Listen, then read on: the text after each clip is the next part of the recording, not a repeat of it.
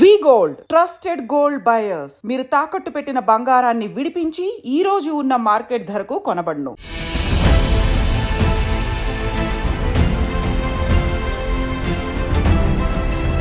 Sir 14 ఏళ్లకి ఇంత పుస్తకం రాయాలనే ఆలోచన మీకు ఎలా వచ్చి ఉంటుందో? ఎక్కువ చదివి తక్కువ రాయాలనేది పెద్దవాళ్ళు చెప్పింది. అలాగా మా ఊరు లైబ్రరీలో నేను బాగానే చదివాను. వంశీ గారికి సినిమా దర్శకత్వంలో ప్రవేశం అది వాళ్ళ అవసరం బట్టి మీరు అందుకున్న ఒక అవకాశంగా మాకు తెలుసు. బాపు గారి దగ్గర నుంచి, జంజాల్ గారి దగ్గర నుంచి, వేజడ సత్యనారాయణ, ఇయరింగ్ శర్మ, ఇలా చాలామంది అనుకున్నారు. అలా వాళ్ళకి అవసరమై జాతీయ అవార్డు అందుకోవడం అంటే ఆ రోజుల్లో మీ స్పందన ఎలా ఉండింది సార్? ఆ టైంలో president of India shake hand ఇస్తారు కదండి, అది అవార్డు పుచ్చుకున్న దానికంటే గొప్పగా నేను అక్కడ ఫీల్ అయినండి. నేను ఏ రచయితకైనా బాపు గారి బొమ్మ పడాలి అనే ఒక కోరిక ఉంటుంది కదా సార్? అవునండి. బాపు గారితో మీ అనుబంధం? నా మొదటి సినిమా నుంచి మొన్నటి దాకా ప్రతి సినిమా లెటరింగ్ టైటిల్ ఆయనే రాశారు. ఇప్పుడు నేను రేపు కథ రాస్తే ఇప్పుడు బొమ్మ ఎవరు రాస్తారు అనే పరిస్థితి. మీరు చిత్రీకరించిన హీరోయిన్స్లో సార్ మోస్ట్ బ్యూటిఫుల్ ఎవరు? ఇది అడగలేక ఆపుకోలేక అడుగుతున్నా. అంటే ఒకే మనిషి అండి. ఆవిడకి మీరు నేర్పించిన నటన మెళుకువలేంటి? ఆ మనిషిని నేనే మళ్ళా నాతో పాటు కెమెరామెన్ కూడా కన్విన్స్ కాలేదు ఆ మనిషిని హీరోయిన్ అంటే. ఇలా మాట్లాడారండి. ఈ సినిమా జరగకపోవడానికి కారణం సార్? రామానాయుడు గారు కథ విన్నారు, విని ఇది హీరోయిన్ కనపడుతుంది ఆ కథంతాను, మా అబ్బాయిని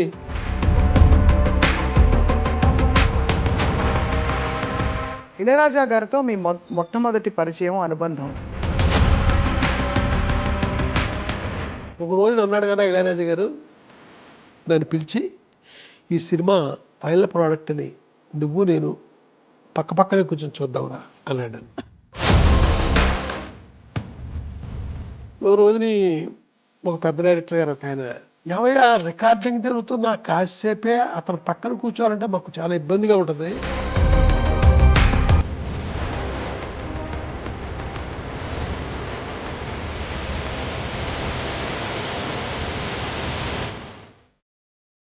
అందరికీ నమస్కారం.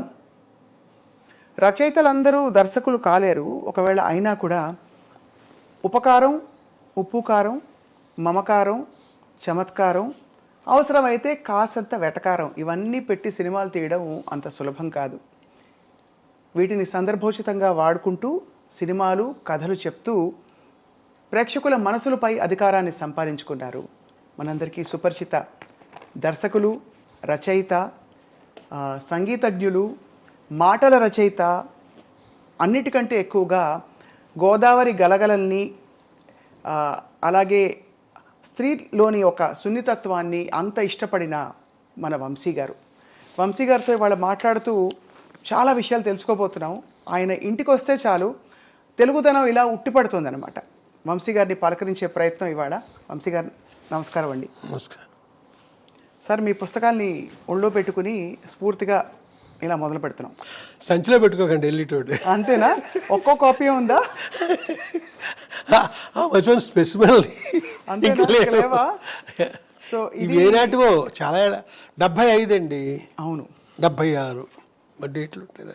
అప్పటి ప్రింటు, అప్పటి తీరుతెన్నులు. అమ్మో, పుస్తకంలో పేజీ బయటకు వస్తేనే ఎక్కడ ఇది నలిగిపోతుందా అని ఆందోళనగా ఉంది. సార్, 14 ఏళ్లకి ఇంత పుస్తకం రాయాలనే ఆలోచన మీకు ఎలా వచ్చి ఉంటుందో? తెలియదండి. అంటే ఎక్కువ చదివి తక్కువ రాయాలనేది పెద్దవాళ్ళు చెప్పింది. అలాగా మా ఊరు లైబ్రరీలో నేను బాగానే చదివాను. అలా చదువుతున్నప్పుడు రాయాలనిపించింది. ఆ రోజుల్లో ఎలా ఉండేది సార్ పుస్తకం రాయాలంటే? ఇప్పుడు రాయాలంటే పబ్లిషరు వాళ్ళకి నచ్చాలి, ఇలా రకరకాల వ్యవహారాలు ఉంటాయి. ఆ రోజుల్లో మీరు ఏంటి, చేత్తో రాసేసుకున్నారా? కలంతో రాసేసుకుని వెళ్ళి చెప్పారా నేను రాశాను ప్రచురించండి అని? నేను రాయడానికి వెనకాల ఒక కథ ఉందండి. అది ఆ కథని నేను ఆల్రెడీ రాశాను, మళ్ళీ ఇప్పుడు చెప్తా. తప్పకుండా చెప్పండి. ఏంటంటే ఒక కథ రాశానండి, దాని పేరు నల్ల సుశీల. ఆ కథ ఆంధ్రజ్యోతిలో ఆనంద దీపావళి కథల పోటీకి పంపించాను, ఆంధ్రజ్యోతికి. ఆ రోజుల్లో ఈ పోటీలంటే వేలు లక్షలు వెళ్ళి అనుకుంటాను. దాంట్లో నాకు సెకండ్ ప్రైజ్ థర్డ్ ప్రైజ్ వచ్చిందండి నా మొట్టమొదటి కథకి. వచ్చేసరికి నా ఆనందం అంత మామూలుగా లేదండి. 250 రూపాయలు చెక్ వచ్చిందండి ఆ రోజుల్లో, పెద్ద అమౌంట్, చాలా పెద్ద అమౌంట్. బో. అయితే మాకు దగ్గరలో అనపర్తి అని ఒక ఊరు ఉంది, అక్కడ స్మగుళ్ళు కూడా అమ్ముతారు ఆ ఊర్లో, దాని ఫేమస్ అనపర్తి. అప్పుడు అక్కడికి వెళ్ళి హెన్రీ శాండిస్ వాచ్ కొనుక్కుందాం అనుకున్నానండి, 125 రూపాయలు. ఇలా అనుకుని ఆనందంతో ఎగిరి గంతులు చేస్తున్నాను. నా లోపల ఒక సీరియస్ పర్సన్ ఉన్నాడు, కానీ బయటికి గలగలా ఏదో మాట్లాడుతుంటాను. అలాగా కొంతమంది అపార్థం కూడా చేసుకుంటారు నా లోపల మనిషిని తెలియని వాళ్ళు. ఇలాగా నేను సంబరంగా ఎక్కడ పడితే అక్కడ మాట్లాడుతుంటే ఎవరో కొంతమంది ప్రైజ్ ఇచ్చిందంటే మాటలు కాదు, ఏంటి కదా అని అడిగారండి. గలగలమంటే చెప్పేశాను, ఎక్కడ పడితే అడిగిన ప్రతి వాడికి చెప్పేశానండి. ఎవరో ఒక అతను ఆంధ్రజ్యోతికి ఒక లెటర్ రాశాడు. ఒక రష్యన్ కథ చదివానండి నేను, ఆ కథ ఇది అని క్లుప్తంగా కథ గురించి చెప్తూ, ఇది నా కథ గురించి, మీరు బాగుంది థీము అంటే అనువాదం చేసి పంపిస్తాము, మీకు మీ నుంచి రిప్లై ఎక్స్పెక్ట్ చేస్తున్నాము. అప్పుడు ఆంధ్రజ్యోతికి పురాణం సుబ్రహ్మణ్య శర్మ గారు ఎడిటరు, ఇంద్రగంటి శ్రీకాంత్ శర్మ గారు ఆయనకి అసిస్టెంట్. అంటే ఇంద్రగంటి శ్రీకాంత్ శర్మ అంటే మన కృష్ణ ఉన్నాడు కదా, అవును, మోహన్ కృష్ణ ఇంద్రగంటి, అలాగే కిరణమయ్యి వాళ్ళ ఫాదరు, నాకు గురువు తర్వాత కాలంలో. వాళ్ళు చదివి ఇదేంటి మనం ప్రైజ్ ఇచ్చిన కథ ఇదే కదా అని నా కథ ఆపేశారండి. ప్రైజ్ ఆపేసి నా చెక్కు వెంటనే వెనక పంపమని లెటర్ వచ్చిందండి, మీకు ఇవ్వట్లేదు అని. ఆ తర్వాత నేను అక్కడికి వెళ్ళి నెత్తి నోరు బాదుకుంటే, ఇంత స్టాండర్డ్ ఉన్న కథ ఇంత చిన్న కుర్రోడు రాయడం ఏంటి, నో వీడిని కాపీ కొట్టాడు అని డౌట్ వచ్చింది వాళ్ళకి.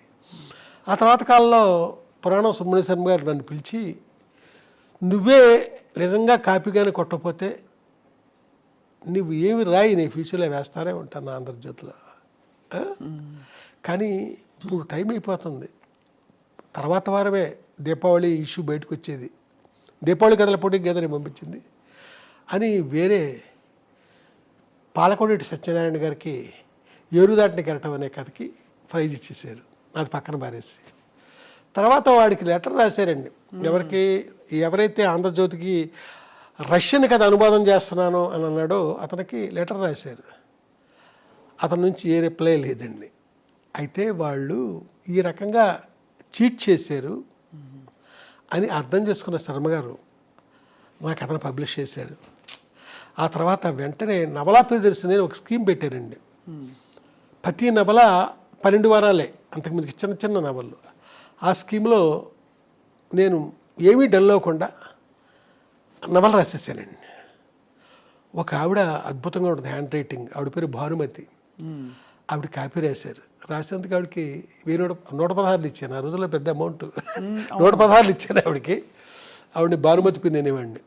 ఆవిడ కాపీ రాశారు, ఆంధ్రజ్యోతికి పంపిస్తే సెలెక్ట్ అయింది. అదే మీ చేతిలో ఉంది, మంచు పల్లకి. ఎంత అద్భుతం సార్. అయితే తర్వాత నా సినిమా పేరు కూడా ఇదే పేరు, బట్ సినిమా కథ వేరే, ఈ కథ వేరే. అయితే సినిమాకి ఆ టైటిల్ పెట్టడానికి డైలారేటర్ కారణం అండి, ఆయన ఈ పేరు పెడదామని అంటే సరే అన్నాను నేను. సో అప్పటి నుంచి ఇప్పటి వరకు మరి ఎంతో సృజన ఉన్న ప్రయాణం మీది. ఇప్పుడు ప్రపంచం చూస్తే ఏమనిపిస్తుంది సార్ మీరు? అంటే వెనక్కి తిరిగి చూసుకున్న మీ ప్రయాణము, మీకు పరిచయమైన వ్యక్తులు, మీరు పెరిగిన వాతావరణం అన్నీ చూసి ఇప్పుడు చూస్తే జీవితం ఏమనిపిస్తుంది? ఏమనిపించడం కాదండి, నేను ఏంటంటే మనల్ని బట్టే, మన నుంచే మన జీవితం, మన ప్రవర్తన నుంచే. తిరువణామల ఎలా అనిపించింది 76లో, చలంగారం చూడాలనిపించింది నాకు, ఎందుకంటే ఆయన కంప్లీట్ సాహిత్యం చదివేశాను. అక్కడికి వెళితే నాకు అన్నీ అద్భుతంగానే ఉన్నాయండి, చలంగారితో పాటు ఆశ్రమం ప్రతిదీ.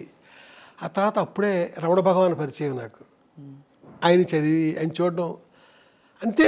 అంటే మన ఇష్టాలకు తగ్గట్టు మనం వెళుతున్నాం కదా, అక్కడ నేను అద్భుతం చూస్తూ వస్తున్నానండి. ఇష్టం లేనిది నేను ఎప్పుడు ఎక్కడికి చూడలే. కాబట్టి నాకు ఈ శత్రువులు, నాకు నచ్చని వాళ్ళు తక్కువే. నాకు వంశీ గారికి సినిమా దర్శకత్వంలో ప్రవేశం అది వాళ్ళ అవసరం బట్టి మీరు అందుకున్న ఒక అవకాశంగా మాకు తెలుసు, అంతే కదా సార్? అవునండి, వాళ్ళకి డైరెక్టర్ అనేవాడు ఎవరో ఫిక్స్ అవ్వట్లేదు. బాపు గారి దగ్గర నుంచి, జంజాల్ గారి దగ్గర నుంచి, వేజేడ సత్యనారాయణ, ఇయరింగ్ శర్మ, ఇలా చాలామంది అనుకున్న వాళ్ళకి ఎవ్వరూ డైరెక్టర్ ఫిక్స్ అవ్వట్లా. ఖర్చు అవుతుంది, ఆఫీస్ మెయింటైన్ అవుతుంది, నెల గడుస్తుంది. డైలీ మన ఆఫీస్కి వస్తున్నాడు, ఏటో హంగేరియన్ ఫిల్మ్స్ అంటున్నాడు, పోలాండ్ ఫిల్మ్స్ అంటున్నాడు, ఏంటో మాట్లాడుతున్నాడు, టెక్నాలజీ గురించి మాట్లాడుతున్నాడు. చూస్తే శంకరాభరణం అలాంటి సినిమాలకు అసిస్టెంట్ డైరెక్టర్, సీతాకోచలక అలాంటి వాటికి ఈయన ఎందుకు పెట్టకూడదు అనేసి వేమూరి సత్యనారాయణ గారు కనిపించింది. ఆయన ఎగ్జిక్యూటివ్ ప్రొడ్యూసర్ ఆ సినిమాకి. అలా వాళ్ళకి అవసరమై నన్ను డైరెక్టర్ చేశారు. వంశీ గారి సినిమాల్లో అందం అంటే చూసే వాళ్ళ కళ్ళల్లో ఉంటుందని అంటారు, కానీ మీ సినిమాల్లో అమ్మాయి కళ్ళే అందం అని నమ్మిన వ్యక్తి మీరు. ఎందుకు సార్ కళ్ళతో మీకుండే అనుబంధం? తెలియదండి, అలాంటి కళ్ళని మొట్టమొదటి చూసానేమో. అలాంటి కళ్ళు నేను మొట్టమొదట మా ఊళ్ళో చూశానండి. ఒక మనిషి హాస్పిటల్లో నర్సు, ఆ మనిషిని నేను రెగ్యులర్గా చూస్తూ ఉండేవాడిని, అంతే చూడడమే. నాకంటే పెద్ద ఆవిడ. ఓసారి రోజు చూడడానికి వెళ్ళేవాడండి, అతిశైకిల్ వేసుకుని వెళ్ళేవాడిని ఆవిడ చూడడానికి, మా పక్కూరు. ఒకసారి నేను వెళ్ళబోతుంటే ఎవరో ఒక అతను, నువ్వు ఎక్కడికి వెళ్తున్నావు నాకు తెలుసు, వెళ్ళొద్దులే అన్నాడు. అన్నాను, అమ్మాయి చచ్చిపోయింది కదా అన్నాడు. ఆ తర్వాత డల్ అయిపోయింది. నేను మళ్ళీ అలాంటి అమ్మాయిని మద్రాసులో మళ్ళీ చూశానండి. ఆ అమ్మాయే మీ హీరోయినా? అంతే కదా, ఆ అమ్మాయే మీ హీరోయిన్. నేను పరిచయం చేసిన హీరోయిన్, అంటే నా సెకండ్ ఫిల్మ్లో హీరోయిన్. అసలు జాతీయ అవార్డు అందుకోవడం అంటే ఆ రోజుల్లో మీ స్పందన ఎలా ఉండింది సార్? అంటే ఎవరు ఊహించని ఒక పరిణామం, గొప్ప చిత్రంగా ఇప్పటికీ తెలుగు చిత్రాల జాబితాలో నిలిచిపోయిన చిత్రం. ప్రెసిడెంట్ ఆఫ్ ఇండియా ఆ జాతీయ అవార్డుల ఫంక్షన్కి వాళ్ళ పిఎస్ ఎవరో 2 hours టైం ఎంత ఇస్తారండి మనకి. ఈ లోపల ఈ అవార్డు విన్నర్స్ అందరూ ఆ అవార్డు తీసుకోవడం అంతా జరగాలండి. దానికి ఏం చేస్తారంటే అందరికీ తెలుసున్నది, రిహార్సల్ చేస్తారండి ముందు. అవును, ఇది కూడా అవును, గతంలో చెప్పారు మీరు. అవును, అలా చేసినప్పుడు ప్రతిదీ కౌంటేనండి. ఇన్ని అడుగులు నడుచుకుంటూ వెళ్ళి ఆ అవార్డు తీసుకుని ప్రెసిడెంట్ ఆఫ్ ఇండియా దగ్గర షేక్ హ్యాండ్ తీసుకుని జనం కేసి ఇటు తిరిగి నవ్వుతూ అప్పుడే ఫోటో తీస్తాడు, స్టిల్ ఫోటోగ్రాఫర్. నడుచుకుంటూ కిందకి దిగిపోవడం టైం ఉంటుందండి, అదంతా కౌంట్ చేస్తారంతా. ఆ టైంలో president of India shake hand ఇస్తారు కదండి, ఎక్కువసేపు పెట్టి చేయనాక నన్ను పట్టుకొని, అది నేను మర్చిపోవాలని గొప్ప ఫీల్ నాకండి. గట్టిగా నొక్కుతూ ఎక్కువసేపు ఆ షేక్ హ్యాండ్ అవడం అనేది జరిగింది. అది అవార్డు పుచ్చుకున్న దానికంటే గొప్పగా నేను అక్కడ ఫీల్ అయ్యానండి. నేను అది నేను ఇదివరకు చెప్పినదే, ఇది మళ్ళీ చెప్పబుద్దేసేది ఇది. అవునవును, నిజమే. ఎందుకంటే సార్ ఆ రోజుల్లో జాతీయ అవార్డు మీ సమకాలీకులు చాలామంది ఇంకా ఎంతో అనుభవం ఉన్న వ్యక్తులు ఉండగా మీ చిత్రానికి రావడం అంటే విశేషం కదా సార్, చాలా విశేషం. ఆ ఫిల్మ్కి 4 అవార్డులు వచ్చినాయండి. Best editor, best female singer Janaki గారికి, వెన్నెల్లో గోదానందం పాట, best regional film, best production, అలాగా 4 అవార్డులు వచ్చినాయి. సార్ ఈ చిత్రంలో మీ హీరోయిన్ అంటే పాత్ర గురించి మాట్లాడుతున్నాను. సరే, ఆ పాత్రని ఎంతో ధైర్యవంతురాలిగా మీరు ప్రవేశపెట్టి, ఆ ధైర్యవంతురాలు అన్ని ఎదురీది పరిస్థితులకి సవాళ్ళను ఎదుర్కొని నిలబడ్డ గట్టి మనిషి, ఎంత సున్నితత్వం ఉన్నా. కానీ చివరిలో ఆవిడ ఆత్మహత్య యత్నానికి దానికి కారణం ఏంటి సార్? దాన్ని ఎలా జస్టిఫై చేసుకున్నారు మీకు? అలా కాదండి, అది మహల్లో కోకిల అని నేను రాసిన నవల. అవును, ఆ నవల్లో ఆ ముగింపు అది వేరే అండి. ఇది సినిమాకి వచ్చేసరికి ప్రొడ్యూసర్ గారు ఇలాగే ట్రావెల్ అయితేనే సినిమా బాగుంటుంది. సినిమా ఇది, నవల నీ ఇష్టానికి నువ్వు ఎలా రాసుకున్నా నాకు అనవసరం. నవల్లో ఇద్దరు చనిపోతారండి, అలాగా నేను చేశాను, సినిమాకి అలా వద్దు అన్నారు ఆయన. దాంతో నేను వేరే విధంగా ట్రావెల్ కావాల్సి వచ్చింది. మీ స్త్రీ పాత్రలకి స్ఫూర్తి ఏమిటి సార్? అందమా, ధైర్యమా, అన్నీ కలగలిసి ఉండడమా, బహుముఖ్యంగా ఉండడమా, ఏమిటి సార్ మీకు స్ఫూర్తి? స్ఫూర్తి పెట్టానండి, చలంగారు సాహిత్యం నా బాల్యంలో నేను చదవడం. అవును, అంతమించిగా నేనేమి చెప్పను. చలంగారు సంపూర్ణంగా, చలంగారు సాహిత్యం అంటే సాహిత్యం మొత్తం చదివేశాను నేను. అలాగే చలంగారు తర్వాత లత, బుచ్చిబాబు, వీరందరిది కూడా చదువుకుని నేను మద్రాసు వెళ్ళానండి. అప్పుడు చలంగారు స్త్రీ గురించి ఆయన రాసింది నా లోపల బాగా పనిచేసిందేమో తెలియదు. నేను ఎక్కడ స్త్రీని అసభ్యంగా చూపించడం కానీ, ఏప్రిల్ విడుదల అనే సినిమాలో భాగ్యం అనే క్యారెక్టర్ ఉంటుందండి. అవును అవును, ఎక్కడ ఇంత సెక్సీగా నేను ఆ మనిషిని చూపించలేదు. నేను ఉట్టి లెగ్ షాట్ కూడా ఎక్కడ కనపడదు మీకు, బట్ మీకు ఆ ఫీల్ ఉంటుంది. చూస్తున్న వాళ్ళకి ఆ ఫీల్ ఉంటుంది, ఆ భాగ్యాన్ని ఇలాగా అలాగే అని. బట్ ఎక్కడ మనిషిని నేను అలాగే ఎక్స్పోజ్ చేయనండి. అంతే. అలాగే నేను రాసిన కథల్లో కూడా మీరు ఎక్కడా కూడా ఒక్క శృంగారం కథ రాసినా కూడా స్త్రీని నేను అసభ్యంగా చూపించానండి. అయితే ఈ టైంలో కరెక్ట్ అవునో కాదో నాకు తెలియదు కానీ, జయరాజ్ అని ఒక ఆర్టిస్ట్ ఉన్నాడండి, బొమ్మలు వేస్తారు ఆయన, వెరీ సీనియర్ ఆర్టిస్ట్. స్త్రీని గీయడంలో ఆయన మాస్టర్. అయితే ఎలాంటి అమ్మాయిని బొమ్మ గీశాడంటే ఏదో ఒక మూల ఆ సెక్స్ ఉట్టిపడద్దండి, అది అసభ్యంగా ఉండదు, అంత చక్కగా గీస్తాడండి ఆయన. అద్భుతం. ఎక్కడ జయరాజ్ బొమ్మ చూసినా మనం వెతుక్కుంటే కనపడద్దండి అది. ఇక్కడ నా దగ్గరికి వచ్చేసరికి ఎలాంటి స్త్రీ క్యారెక్టర్ అయినా ఒక సభ్యత సంస్కారాలతో ఒక పద్ధతిలో ఆ స్త్రీని చూపించడం నాకు అలవాటు. వంశీ గారి హీరోయిన్ అంటే స్క్రీన్ అంతా కళ్ళే ముందు. అంటే తనను చూపించిన వరకు సరే, కొంతమందిని పొరపాటుగా చూపించాను, కొంతమందిని అలా చూపించకూడదు, అది ఫర్దర్గా తప్పులు చేస్తుంటాం కదా, ఆ తప్పులకు ముందు చేయకూడదేమో. ఏ పాత్రలు మీకు అలా అనిపించాయి సార్ మీ పాత్రల్లో? అంటే కొందరిని ఎలా చూపించకూడదు. ఇప్పుడు చెట్టు కింద ప్లేటర్లో కిన్నెర అనే అమ్మాయి ఉందండి, నేనే పరిచయం చేశాను, వాళ్ళని ఇలా చూపించకూడదు. అలాగా మళ్ళీ కనకమహాలక్ష్మి రికార్డ్ డ్యాన్స్ టూప్ అనే సినిమా ఉంది, ఆ హీరోయిన్ చూపించచ్చు, బాగుంటుంది ఆ అమ్మాయి. అమ్మాయిని చాలా విచిత్రంగా నేను ఎలా అంటే, అమ్మాయి లైఫ్లో హీరోయిన్గా ఒకే సినిమా చేసినట్టుందండి. ఏదో తమిళ సినిమాలో చెల్లెలి వేషం వేసిందండి. అది ఏవిఎం వాళ్ళ థియేటర్ ఉంది, ఏవిఎం స్టూడియో వాళ్ళ థియేటర్, అది ఏవిఎం రాజేశ్వరరావు ఏమో గుర్తులేదు. అక్కడ చూశానండి, విశ్వ గారి సినిమా నాకు గుర్తు. చెల్లెలు వేషం వేసింది ఒక అమ్మాయి. ఈ అమ్మాయి బాగుందే, హీరోయిన్ చేసేద్దాం అనుకుని హీరోయిన్ చేస్తాను. ఏం చూసేవారు సార్ అప్పట్లో మీరు హీరోయిన్ కోసం? అంటే ఏ గుణగణాలు ఉంటే ఈ అమ్మాయి నా కథలకి ఇముడుతుంది అని అనిపించేది? అంటే ఏమీ లేదు, నా కథలో నా క్యారెక్టరైజేషన్ నా మైండ్లో ఉండేదండి, దాన్ని మనసులో పెట్టుకునే వెతుక్కునేవాడిని నేను. ఓహో, వెతుక్కునే నేను. భారతరాజు గారు మా గురువు గారండి, అంటే మా గురువుల్లో ఆయన ప్రధానమైన గురువు. ప్రపంచంలో ప్రతి మనిషి ఆర్టిస్టేరా, ఆ క్యారెక్టర్ వాడు సూట్ అయినప్పుడు.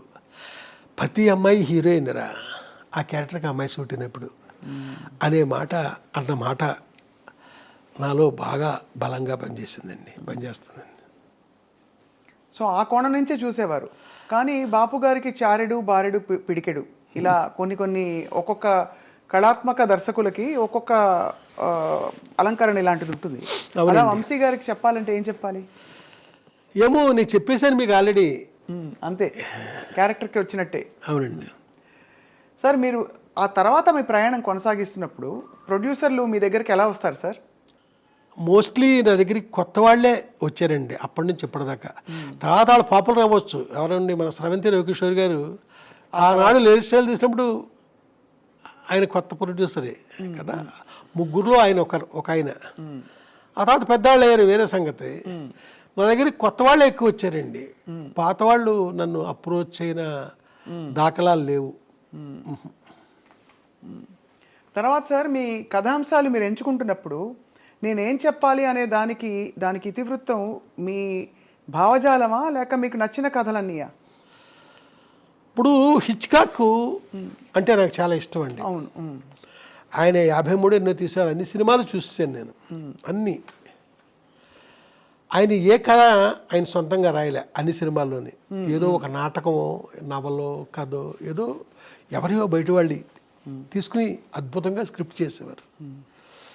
ఆయన నాకు ఒక ఇన్స్పిరేషన్ అండి. ఏది నా సొంత కథే ఉండాలని అనుకోను. ఇప్పుడు చెట్టు కింద ప్రేటర్ అనే సినిమా ఉంది, అదొక మలయాళం ఫిల్మ్ అండి.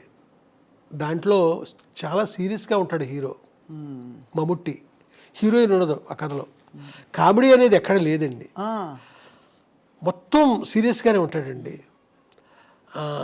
ఆ సినిమా మలయాళంలో పెద్దగా ఆడిన ఇది కూడా లేదు. దాన్ని మేము తీసుకుని తెలుగుకి హ్యూమరు అంతా అద్భుతంగా జాయిన్ చేసి దాంట్లో పాత సామాన్లు కొంటామని ఒక క్యారెక్టర్ ఉంటుందండి. అది మహా అద్భుతంగా ఆ కామెడీ అంతా మేము చేసామండి. చాలా అద్భుతంగా తనికెళ్ళ భరణి దానికి వర్క్ చేయడం జరిగిందండి. అయితే ఇది అప్రస్తుతమేమో ఇప్పుడు నేను మాట్లాడేది. ఆ చిటికల ప్రేటర్ సినిమా ఆర్ఆర్ జరుగుతున్నప్పుడు ఇళయరాజా గారు నా కేసు చూసి ఇది కూడా హిట్ అయ్యే సినిమాలాగా ఉందరా అన్నారు. ఎలా అన్నారో మరి. ఆ సినిమాలో ఆ డ్రామా కానీ ఏం కానీ ఆ ఊర్వశి శరత్ బాబు వాళ్ళ క్యారెక్టర్స్ అదంతా ఆ సినిమా అనుకున్నంతగా ఆడింది. అద్భుతమైన పాటలండి. అంటే నా ప్రతి సినిమాలో పాటలు బాగుంటాయి, అది వేరే సంగతి. దాంట్లో కూడా చాలా బాగుంటాయండి పాటలు, మంచి మంచి పాటలు ఉన్నాయి. ఆ సినిమా ఒక మోస్తరుగా ఆడడానికి కారణం హీరోయిన్ అండి. అవును, వర్కౌట్ అవ్వలేదు. హీరోయిన్ వర్కౌట్ అవ్వలేదు. మీవి ఒక మోస్తరుగా ఆడిన సినిమాలని చెప్పినా ప్రేక్షకుల వరకు అవి హిట్ సినిమాలే సార్. ఎందుకంటే ప్రతి సినిమాకి ఒక ముద్ర ఉంది, వంశీ గారి ముద్ర. అంటే మీరు ఇలా మాట్లాడుతూ ఉంటే నాకు ఒకటి గుర్తొస్తుందండి. ఒక మోస్తరుగా ఆడిన ఒక సినిమాకి ఎంతమంది ఫ్యాన్స్ ఉన్నారో తెలియదు. ఆ సినిమా పేరు శ్రీ కనకమహాలక్ష్మి రికార్డ్ ఇండస్ట్రీ. చాలా మంది ఫ్యాన్స్ ఉన్నారు. ముందు మా అన్నయ్య మా ఇంట్లో మొదలు పెడితే ఆయన పదే ఆ సినిమా వేసుకుని చూస్తారు.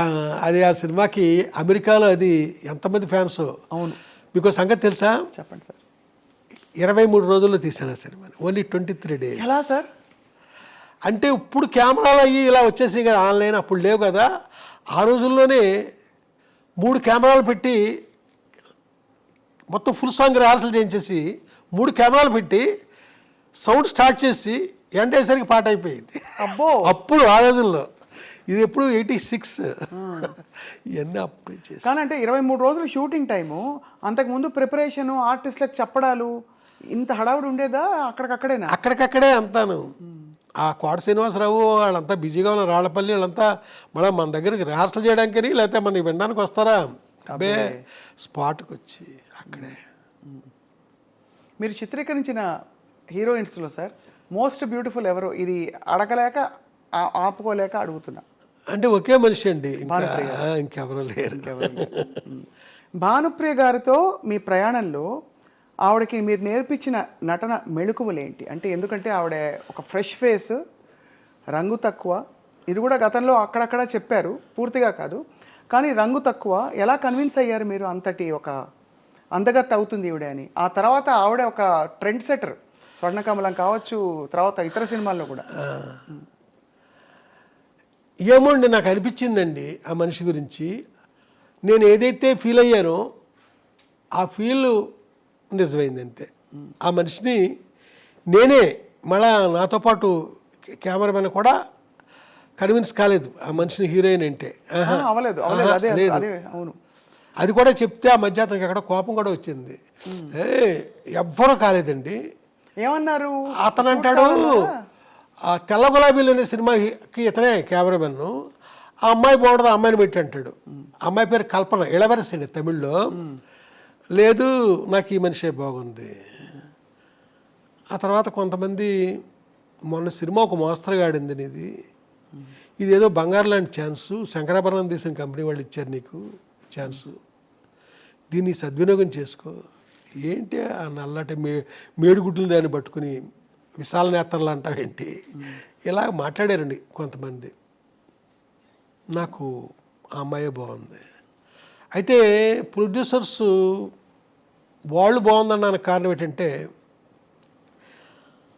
7 స్టార్స్ కలర్ ల్యాబ్ అని ఉస్మాన్ రోడ్లో ఘంటసాల గారి ఇంటి దగ్గరలో ఉందండి.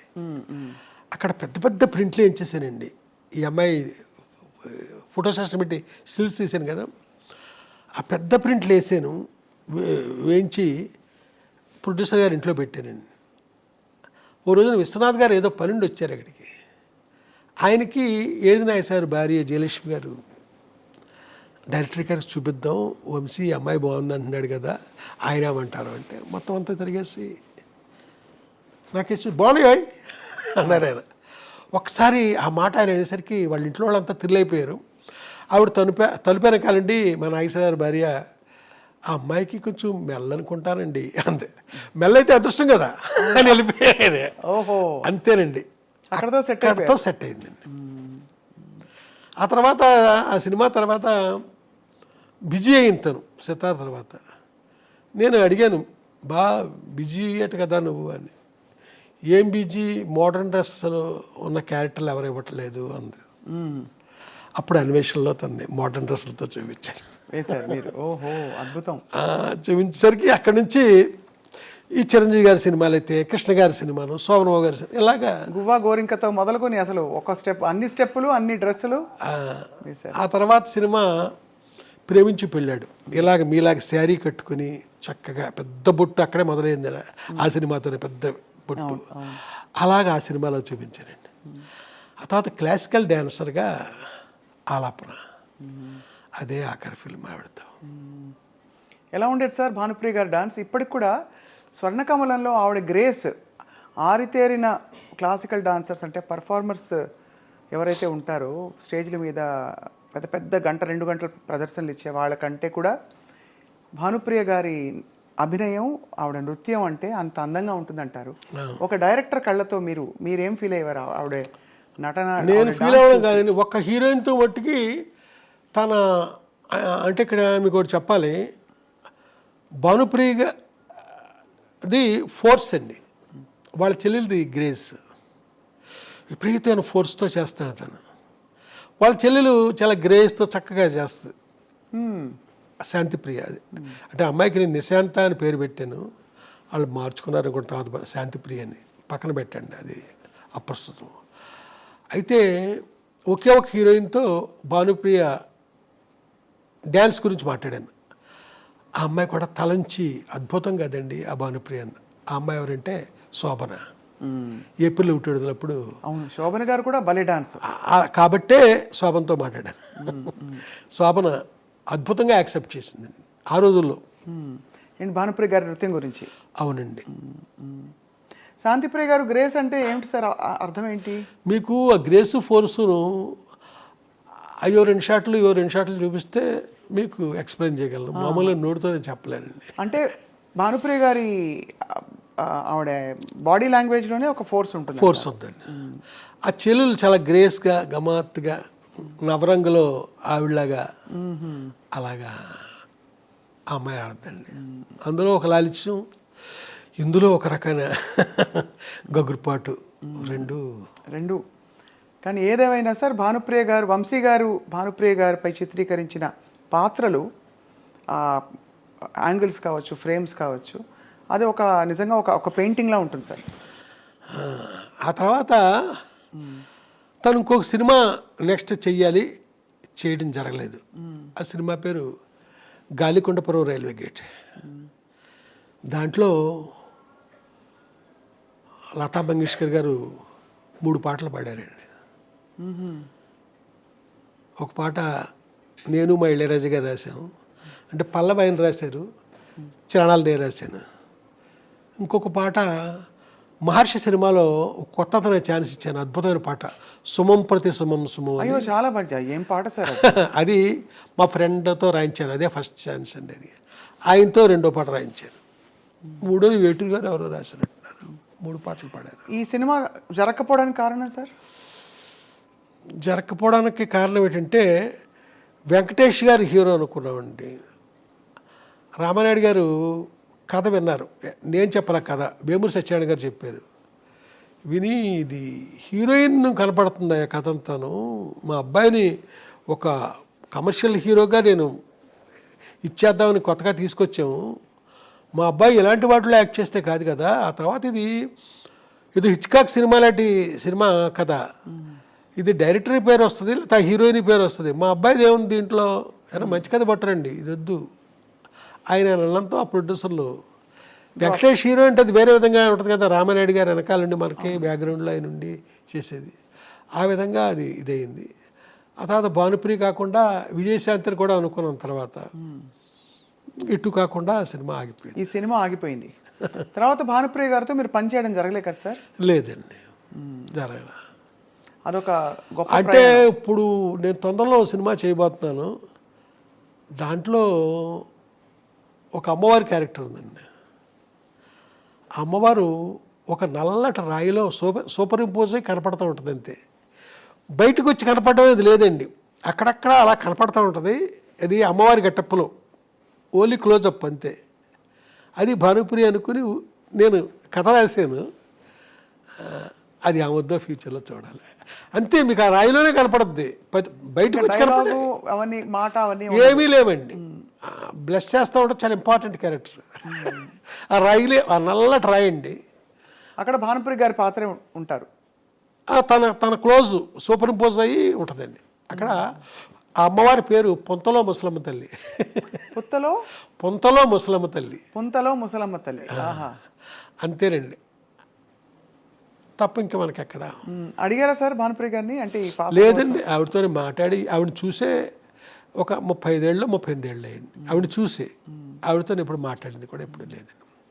వాళ్ళ నెంబర్లు కూడా నా దగ్గర లేవు. రేపొద్దున ఆ సినిమా ఇప్పుడు మెటీరియలైజ్ అవుతుంది, ప్రొడ్యూసర్లకు కూడా చాలా ఇష్టంగా ఉన్నారు వాళ్ళు. ఆ తర్వాత ఏం జరుగుద్దో నాకు తెలియదు.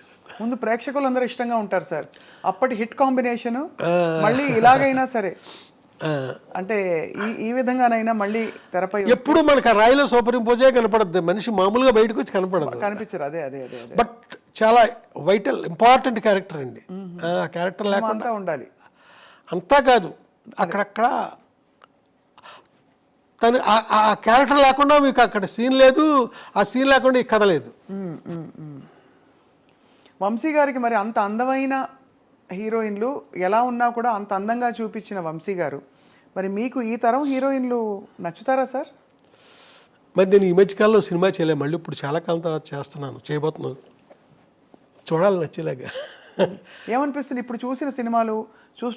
మీరు సినిమాలు చూస్తారు కదా సార్? బలే అంటే నేను థియేటర్కి వెళ్ళి చూస్తానండి. థియేటర్కి వెళ్ళి అన్నీ చూస్తారా? అన్ని ఈ మధ్య కాలంలో వచ్చిన చాలా సినిమాలు, చాలా మంది హీరోయిన్లు చూస్తుంటారు. ఈ మధ్యకాలంలో నాకు బాగుందంటే కా అనే సినిమా వచ్చింది కదా, ఆ అమ్మాయి నాకు బాగుంది. అంటే ఆ సినిమా తప్ప ఇంకెవరు నచ్చలేదు సార్ పెద్ద? ఇప్పుడు మనకి బొక్కుని మీకు అడిగారు కాబట్టి వెంటనే స్ట్రైక్ అయింది. ఇప్పుడు బాగా మీకు డాన్స్ మీద మీరు దృష్టి పెడతారు, బాడీ లాంగ్వేజ్ మీద పెడతారు కాబట్టి సాయి పల్లవి. అయ్యో అమ్మాయి అద్భుతం, అసలు మాట్లాడొద్దండి. శ్రీలీల బాగుంటారండి వాళ్ళంతా. సాయి పల్లవి అంటే అసలు నేను ఇంకో మాట మాట్లాడండి నేను. అవునా సార్? అంటే అమ్మాయిలో గ్లామర్ అది కాదు, అద్భుతమైన పర్ఫార్మర్ అమ్మాయి, మామూలు పర్ఫార్మర్ కాదు, చాలా అద్భుతం. ఎంతో మంది మనకి గుర్తొస్తారండి, చాలా అద్భుతమైన. సార్ మీ ప్రయాణంలో మీరు ఇంత భావుకులు, ఇది ఉండబట్టుకోలేక అడుగుతున్నా, మీకు ఎందుకు బ్యాగులు ఇష్టం అని ఎలా అడిగితే అడుగుతారు. మీ స్త్రీలతో మీ సంబంధాలు ఎలా ఉండేవి చిత్ర పరిశ్రమలో? నేను నాకేంటో తెలియదండి, నాదంతా మానసికమైన సంబంధం తప్ప ఫిజికల్గానే పెట్టుకోనండి, ఏంటో తెలియదు నాకు ఎవరితోని. నాకు ఓ హీరోయిన్ అని ఏదో చాలామంది చెప్పుకుంటారా, ఆ మనిషితో సైతం నాకు ఫిజికల్గా నాకు ఎవరితోని సంబంధాలు లేవు. కానీ మీకు ప్రేమ కలుగుతుందా? అదేంటోనండి, మనిషి మీద ఒకనొక ఇష్టం. ఇప్పుడు సినిమాలు ఉదాహరించడం చాలా పెద్ద ఇదిగా ఉంటుంది, బాగోదు. మానసికంగా నేను ఇష్టపడడం తప్ప ఇదేం చేయను. ఓసారి ఒక ఇన్సిడెంట్ జరిగిందండి, బ్యాంకాక్ వెళ్ళామండి, కొందరు రైటర్స్తో పాటు బ్యాంకాక్ వెళ్ళాల్సి వచ్చింది.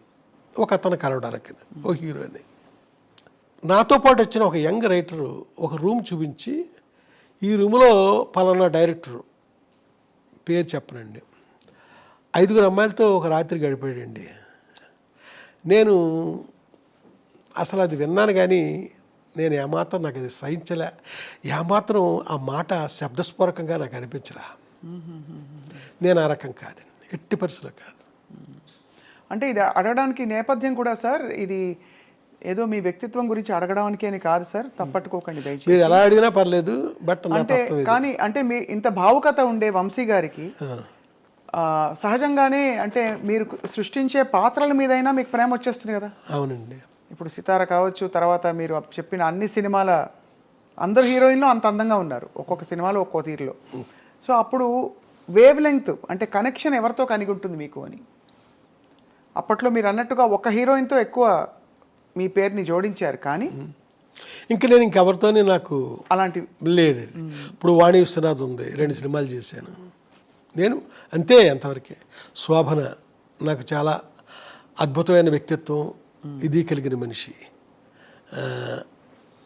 అంతే అంతవరకే. ఇలాగ ఏ హీరోయిన్ తీసుకోండి అంతవరకే, అంత మించి మానసికంగా కూడా ఇంకా నేను ఇంకొక మనిషి జోలికి నేను వెళ్ళలేదండి, వెళ్ళబుద్ధిలే. ఇక్కడ ఒక మనిషిని మర్చిపోతే ఎడుదేమో, అప్పటికి ఎప్పటికీ మర్చిపోకుండా ఉండడం, అలాగే మనసులో ఉండిపోయారు అంతే అంతవరకే. మళ్ళా ఇంకొక అడుగు ముందుకి కూడా వేయనండి నేను. సార్ ఇలాంటి ప్రేమ వంశీ గారికి కలిగినా ఎవరికి కలిగినా, నాకైనా ఆయనకైనా మనిషి లేకపోవడం బాధ ఉంటుంది కదా సార్. ఆ బాధను ఎలా సమాధానపరుచుకుంటారు, ఏమని చెప్పుకుంటారు మీకు మీరు? ఈ మనిషి నాకు ఇష్టం, ఈ మనిషి నాతో లేరు. ఏమండి ఇది ఒకటి చెప్తానండి, నిన్న ఒక ఫోటో చూశానండి. ఆ ఫోటో ఎవరిదంటే జమున గారిది. నేను డైలీ శుభోదయాలు పెడుతుంటారండి. అవును, ఫేస్బుక్లో కాదు, మామూలుగా పంపించేవాడిని మీలాంటి ఫ్రెండ్స్కి, మీకు కూడా పంపిస్తాను.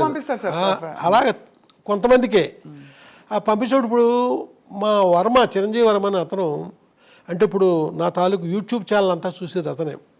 అతను ఫేస్బుక్లో కూడా పెట్టేస్తున్నాడు ఈ శుభోదయాలు. అయితే నిన్న జమున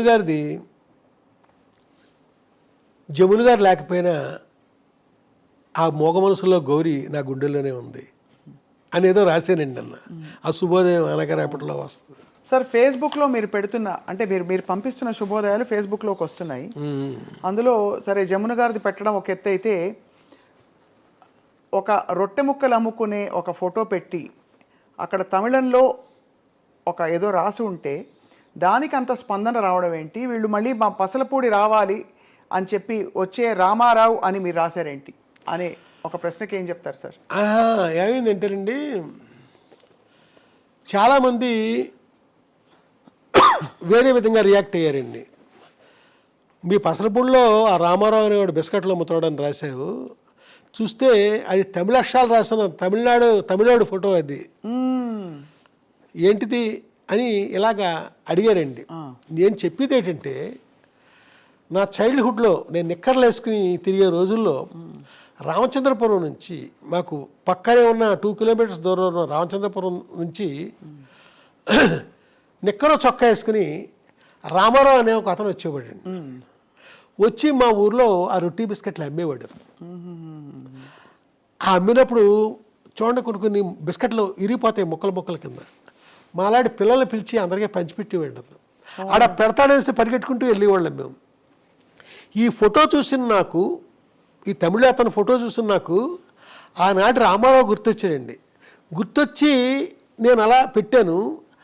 అలా రామారావు గుర్తొచ్చాడు నాకు, అలాగా నేను రాయడం జరగలేదు. దాంతో ఈ తమిళ ఫోటో పెట్టి మా పసరపొడిచిన రామారావు అని రాస్తావా అనేసి కొంతమంది కొంచెం కాంట్రవర్షియల్గా ప్రవర్తించారు. నా ఉద్దేశం, నా బాల్యంలో నేను అప్పుడు చూసిన రామారావు నాకు ఇప్పుడు గుర్తొచ్చాడు అని నేను ఆ వాక్యం నిర్మాణం చూసారా, అది సరిగ్గా జరగలేదు. అది అంటే మీ కవి హృదయం వాళ్ళకి అర్థం కాలేదు. కవి హృదయం అంటే ఇక్కడ కవి హృదయం కాదండి, నా స్పష్టత లేదు నేను చెప్పిన దాంట్లో.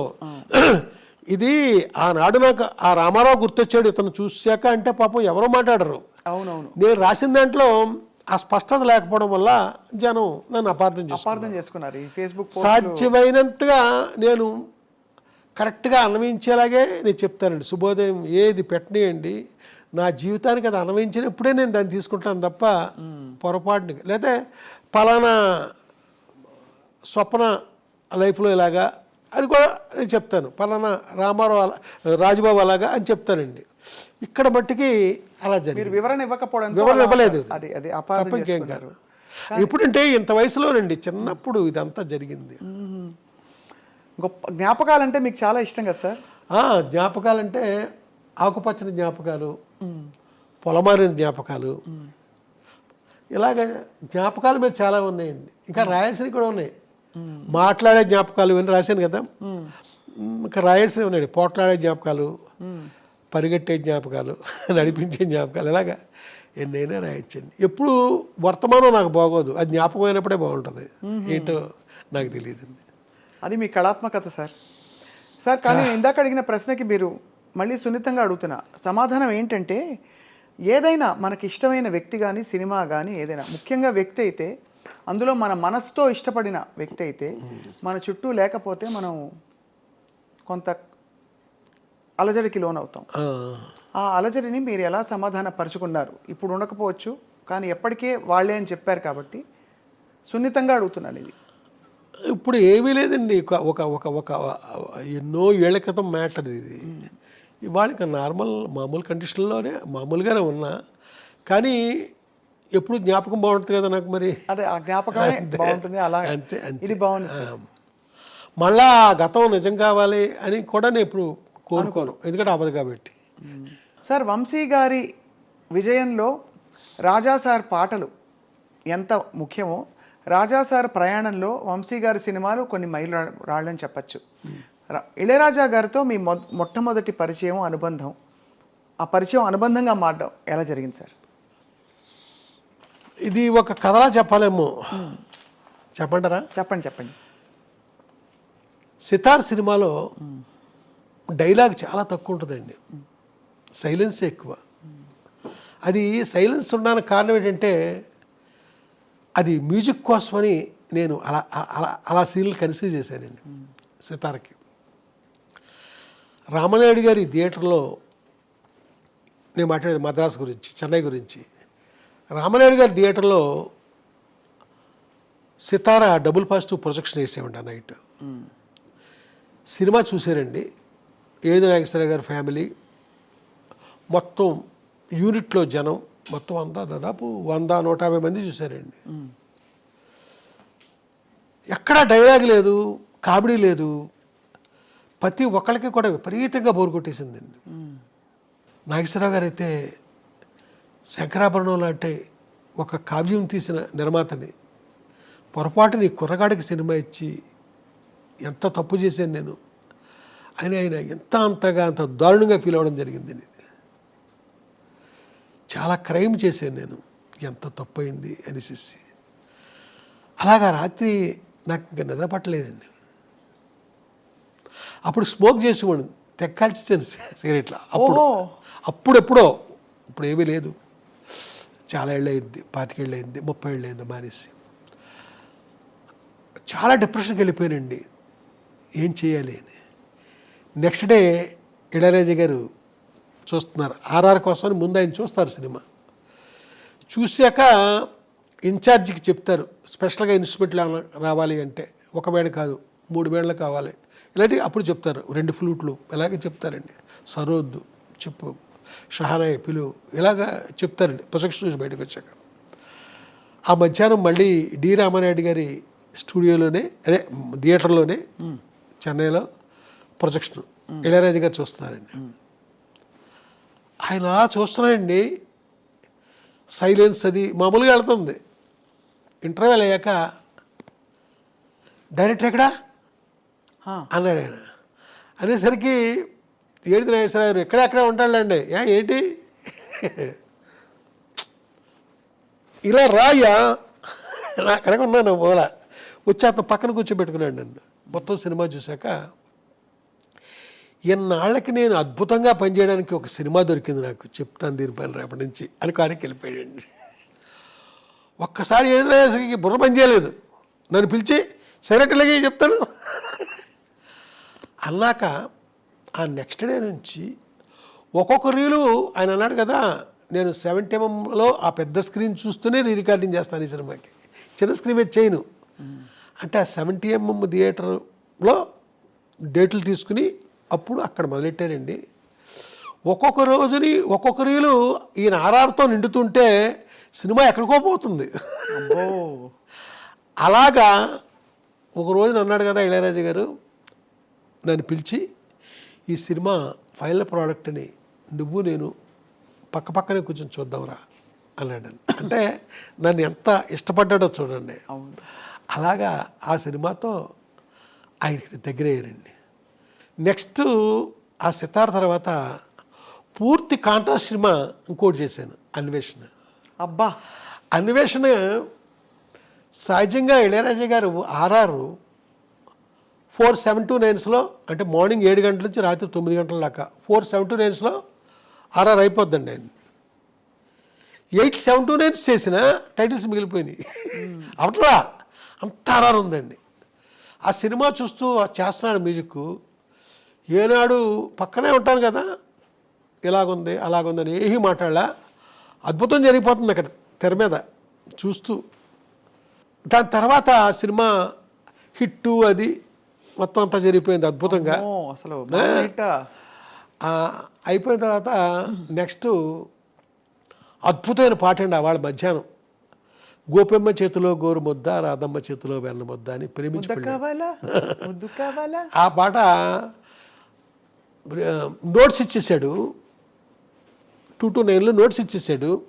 రేయ్ నాకు సైట్ వచ్చింది అంటున్నారు చెత్వారం, డాక్టర్ దగ్గరికి వెళ్తున్నాను రా అన్నాడు. ఇద్దరం కారులో వెళ్ళాం. అలాగే ఎన్ని చోట్లకో తీసుకెళ్ళేవాడు నన్ను. వెళ్తే రాయపేటలో ఒక ఇంటి ముందు సిమెంట్ సోఫాలు ఉన్నాయండి. ఇంటి ముందు సిమెంట్ సోఫాలు, అక్కడ కూర్చున్నాము. మమ్మల్ని చూసిన మనిషి లోపలికి వెళ్ళి ఒక ఆయనకి చెప్పాడు. ఆయన చొక్కా బటన్స్ పెట్టుకుంటూ బయటకు వచ్చాడండి. ఆయన ఎవరంటే సౌందరరాజన్ గారు, ఓహో క్యారెక్టర్ ఆర్టిస్ట్. వచ్చి ఈ కారులో కూర్చున్నాం. ఈ కుర్రోడెవడు రాజా అన్నాడు నన్ను చూసి. ఈడెవడంటే ఆ మధ్య ఒక కుర్రగాడు ఇంగ్లీష్ సినిమా తీసాడన్నానే, ఆ సినిమా డైరెక్టర్. అమ్మిడమ్మా నన్ను ఇంగ్లీష్ సినిమా అంత బాగా తీసానన్నాడు. నాతో లేదండి, ఆయనతో అంటున్నాడు. ఇదండి ఇళయరాజా గారు నాకు దగ్గర అవడానికి. ఆయన అంత అది అర్థమైంది సార్, ఎంత గురి పెట్టేసుకున్నారో ఫస్ట్ సినిమా నుంచి. కానీ మీ సంగీత ప్రవేశం పరిచయం ఎలా జరిగింది? మీకు అంత పాట లేకపోతే ఆయన అంత పాట బయటికి అంటే మీ సినిమాల ద్వారా రావడం అనేది సాధ్యం కాదు. మీకే స్వతహాగా చిన్నప్పుడు సంగీతంతో నేర్చుకోవడం. నా సంగీతం పక్కన పెడితే మన రాజ్కోటిలో రాజుగారు ఉన్నారు కదండి, ఆయన ఇక్కడ నేను శ్రీ కాణిపాక వరసిద్ధి వినాయక సుప్రభాతం అని ఒక నా మ్యూజిక్లో ఒక 1 hour ప్రోగ్రామ్ చేశానండి. బాలుగారు పాడారు, నారా రామూర్తి నాయుడు గారు దాని ప్రొడ్యూసరు. అయితే మొత్తం అంతా రికార్డ్ చేసామండి. దాని కథ పక్కన పెట్టండి, అది రిలీజ్ కాకపోవడానికి వేరే కారణం ఉంది. షిరిడి సత్యసాయిబాబా గారు వినాలి, ఆయన ఓకే అంటే అప్పుడు రిలీజ్ చేస్తానన్నారు రామూర్తి నాయుడు గారు. ఇంతలో సత్యసాయిబాబా గారు చనిపోయారు. దాంతో అది అలా ఉండిపోయింది. అద్భుతమైన ఒక అదే మన సుప్రభాతం అండి అది. అయితే దానికి కండక్టర్ వచ్చి రాజుగారు పనిచేశారండి, టీవీ రాజుగారు అబ్బాయి, రాజకోట్ల రాజుగారు. ఆయన అంటారు కదా, వంశీ గారు రాజా మీకు మట్టుకి మైనస్కల్లో చేస్తాడు, మీరు అడుగుతారా తను చేస్తాడా అంటాడు. నేను ఏం చెప్పనండి, నవ్వుతూ ఊరుకుంటాడు. బాలుగారు ఒకసారి దయ్ ఏంటయ్యా ఆడికి సపరేట్గా చేస్తాడు, ఏంటి కారణం ఏంటి? నేను నవ్వుతూ ఉంటాను. బాలుగారు అక్కడ పడుతుంది చెప్పారు కూడా. అలాగే రాజాగారు ఆయన నవ్వుతూ ఉంటాడు. ఓసారి రాజుగారు ఏంట్రా నీకు నేను సపరేట్గా నీకేదో చేస్తానన్నారట అందరూ అని అడుగుతాడండి. నేను ఓ రోజుని ఒక పెద్ద డైరెక్టర్ గారు ఒక ఆయన, పేరు అనవసరం, ఏమయ్యా రికార్డింగ్ జరుగుతున్న కాసేపే అతను పక్కన కూర్చోవాలంటే మాకు చాలా ఇబ్బందిగా ఉంటుంది. నువ్వు ఎప్పుడు ఇక్కడే ఉంటావు నువ్వు. అతను మధ్యాహ్నం అతని క్యారేజీలోనే తింటాడు, అతనితో పాటే తింటావట, అతనితో పాటే టీ కాఫీలు తాగుతావట, ఇక్కడే ఉంటావు. నీకోసం ఏ ప్రొడ్యూసర్ వచ్చినా ఎత్తుక్కుంటే ఇక్కడికే రావాలి. ఏంటి మాకు ఆ కాసేపే కొంచెం ఇబ్బందిగా ఉండదు అతనితో అన్నారు ఆయన. తెలియదు సార్, నేను రాకపోతే తానే కబురు చేస్తాడండి రమ్మని. మరి అందరం నచ్చమండి ఆయనకి, అదే కదా మాకు. మరి ఎందుకో నచ్చుతారండి. మీకు ఇచ్చిన పాటల్లో కూడా sir variety. First of all అన్వేషణ అంతా కూడా ఒక రాగం ప్రధానంగా సాగిన కంపోజిషన్ కీరవాణి. సని రప మగరి సని ఇదే స్కేల్తో దాదాపు మనకి ఆర్ఆర్స్ కావచ్చు, చాలా పాటలు ఇవన్నీ కూడా అక్కడ ఇమిడిపోయాయి. ఒక మూడ్ వచ్చేస్తుంది. అన్వేషణ అనగానే అవి ఆ స్వరాలు వచ్చేస్తాయి. ఇదంతా ఎవరి కూర్పు సార్ ఇది? అంటే మీరు కూర్చుని మాట్లాడుకునేవారా అన్వేషణ? మరి కాదా, నాకు మీ ఇద్దరే ఉంటామండి. మర్చిపోయాను, కంపోజింగ్ అప్పుడు ఇంకెవరో పక్కన ఎవరో ఉండకూడదండి. నాకు అర్థమయ్యి ఇంకెవరినే ఉండనిచ్చాడు. మీ ఇద్దరమే. ఏం పడ్డా, తను ఏం తిట్టినా, నాకు ఏం గొడవ చేసినా తనకి ఈ రాగాల పేర్లే చెప్పకూడదండి తన దగ్గర. నేను నా ఇష్టానికి నేను ప్రవర్తిస్తాను తన దగ్గర. మొత్తానికి నాకు కావలసిన అవుట్పుట్ వచ్చేదాకా నేను వదలనండి. మీరు ఆశ్చర్యపోతారు, ఒకనొక పీరియడ్లో ఇళయరాజా గారు మీకు సినిమాకి 5 పాటలు అంటే 5 ట్యూన్లు ఇచ్చేవాడండి. 5 పాటలు అంటే 5 ట్యూన్లే, 6 ట్యూన్లు ఇవ్వడం జరిగింది కాదు. నేను ఒక సినిమాకి 100 ట్యూన్లు చేయించాను. ఏ సినిమా సార్? 100 ట్యూన్స్ ఒక సినిమాకి. అలాగా నాది వేరే అండి. 100 ట్యూన్లు ఏ సినిమాకి సార్? ఒక సినిమాకి చేయించాను నేను. ఓహో, ఒక సినిమాకి. ఎలా అంటే ఒక ట్రిప్ కాదండి, 5-6 సార్లు కూర్చున్నాం. ఆ తర్వాత మా కంపోజింగ్ ఎప్పుడు కూడా చెన్నైలో చేసేవాళ్ళం కాదండి. తమిళనాడు లోపల అడుగుల్లో ముఖ్యంగా ఎక్కడెక్కడో అలాగ ఆయన కూడా తిరుగుతూ లేకపోతే తిరువన్నమలై రమణాశ్రమంలోనో అక్కడ ఆయన కాటేజ్ ఉందండి, ఆశ్రమంలో. ఇలాగా అంటే ఎందుకు 100 చేయించా? ఆయన సంగీతం అంతా అమృతం. రాజా సార్ సంగీతం అంటే అమృతం, ఇలా పట్టుకోవాలి దోసిట్లో. అలాంటిది వంశీ గారికి అది ఇవ్వడలేదంటే కారణం ఎలా అంటే కథాంశానికి నాకు నచ్చితే నా ముఖంలో రియాక్షన్ ఒక రకంగా ఉంటుందండి. నా ముఖంలో సరైన రియాక్షన్ రాక తను చేస్తానే ఉంటాడు. మీ సంగీత ప్రయాణం చెప్పలేదు సార్. మీరు చిన్నప్పుడు ఏమైనా నేర్చుకున్నారా? ఏదో అండి, స్థారీపులకు న్యాయంగా. మరి మీరు కంపోజర్ ఎలా అయ్యారు? ఏదో అది కూడా ఏదో అండి. బట్ నేనే మొత్తం బ్యాక్గ్రౌండ్స్ అవి ఉంటాయి కదా, మొత్తం A to Z మొత్తం నేనే. కండక్టర్ నివుడు వెనకాల ఆ కార్డ్స్ అదంతా చూసుకోవడం తప్ప మెలోడీ అంతా నేనే కంపోజ్ చేస్తాను. అన్ని సినిమాలకి? నేను చేసిన ప్రతి సినిమాలో మెలోడీ అంతా మీరే? అసహా మొత్తం మ్యూజిక్ బ్యాక్గ్రౌండ్స్ ఎవ్రీథింగ్ నేనే చేస్తానండి. మీరే చేస్తారు సార్. ఏకాంత వేళ పాట గమ్మత్తుగా అది ట్రైన్లో వెళ్తుండగా చేశాడండి. తెల్లవారుజాముని రైలు వెళ్తుందండి. అప్పటికి ఏసీ లేదనుకుంటానండి, ఫస్ట్ క్లాసే ఏసీ. ఇద్దరం కూపేలో ఉన్నామండి. నేను రాత్రిపూట పడుకున్నాను, లేచిపోయానండి. లేచిపోయేసరికి అప్పటికే తను దూరంగా ఏదో ఒక పాత కోటను చూస్తున్నాడండి, మంచులో కనబడుతుంది. నాకు గుర్తు, రే చూడటు టిప్పు సుల్తాన్ కోట అన్నట్టు గుర్తు. నాకు ఏరియా గుర్తు లేదండి. మంచి మూడ్ కనపడుతుంది తనలో. ఈ టైంలో పాట కంపోజ్ చేయొచ్చు కదా అన్నాను. ఎవరు అడగనట్టు అలాగా. హార్మోనియం పెట్టి తీ అన్నాడు. కిందే ఉంది అన్నాను. తీసి ఒళ్ళో పెట్టానండి. వెనక్కి జరిగాడు. ఏకాంత వేళ ఆ పాట కంపోజ్ కౌగిట్లో ఏకాంత సేవ ముచ్చట్లు అవన్నీ కూడా లిరిక్స్ ఎలా కావాలి ఈ పాటకి లిరిక్స్ అని ఆయన డిక్టేట్ చేస్తే అలా రాశారు సుందరమూర్తి గారు. అందులో నోట్స్ కూడా సార్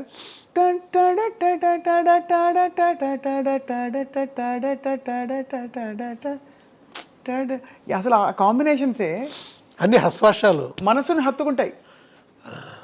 దీర్ఘాలు కూడా ఉంది అనుకోండి. అవును. అలాగే సార్ ఎదలో లయాలో కూడా ఎగసి ఎగిరి టటట టటట టటట టటట అనగా మ్యూజిక్ అసలు అది ఆ పాట వింటేనే అడవి తిరిగి గిరిగిరిగిరి తిరిగిపోవడం. ఈ పాటకి ఒక కథ ఉందండి. కోవై తంబి అని ఒక ప్రొడ్యూసర్ ఉన్నాడండి. అతను ఏ సినిమా చేసినా సూపర్ డూపర్ హిట్ పాటలు అన్నీ ఇళయరాజా గారే, ఇంకెవ్వరు కాదండి. ఒక పీరియడ్ అలా సాగింది.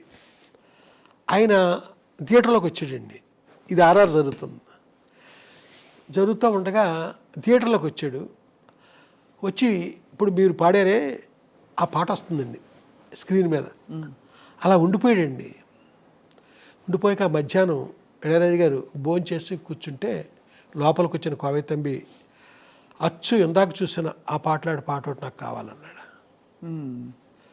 అదేంటి సినిమా అయిపోయింది కదా, మొత్తం అంతా అయిపోయి ఆర్ఆర్ కూడా అయిపోయింది కదా, ఇప్పుడు పాట ఎందుకు నీకు? కాదు, నాకు ఆ పాట ఇలాంటి పాటే కావాలి, నాకు డిట్టో అలాంటి పాటే అన్నాడు ఆయన.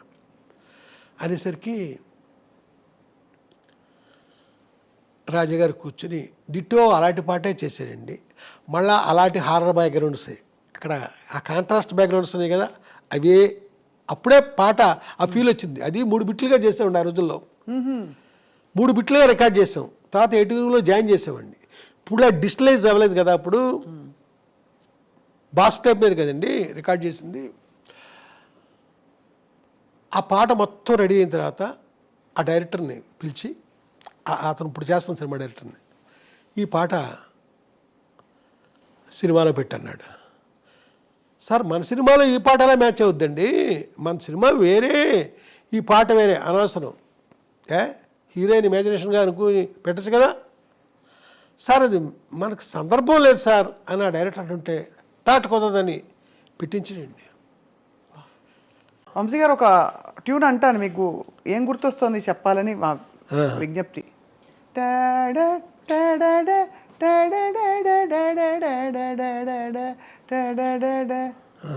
నా సినిమా ఆర్ఆర్ అనుకుంటాను.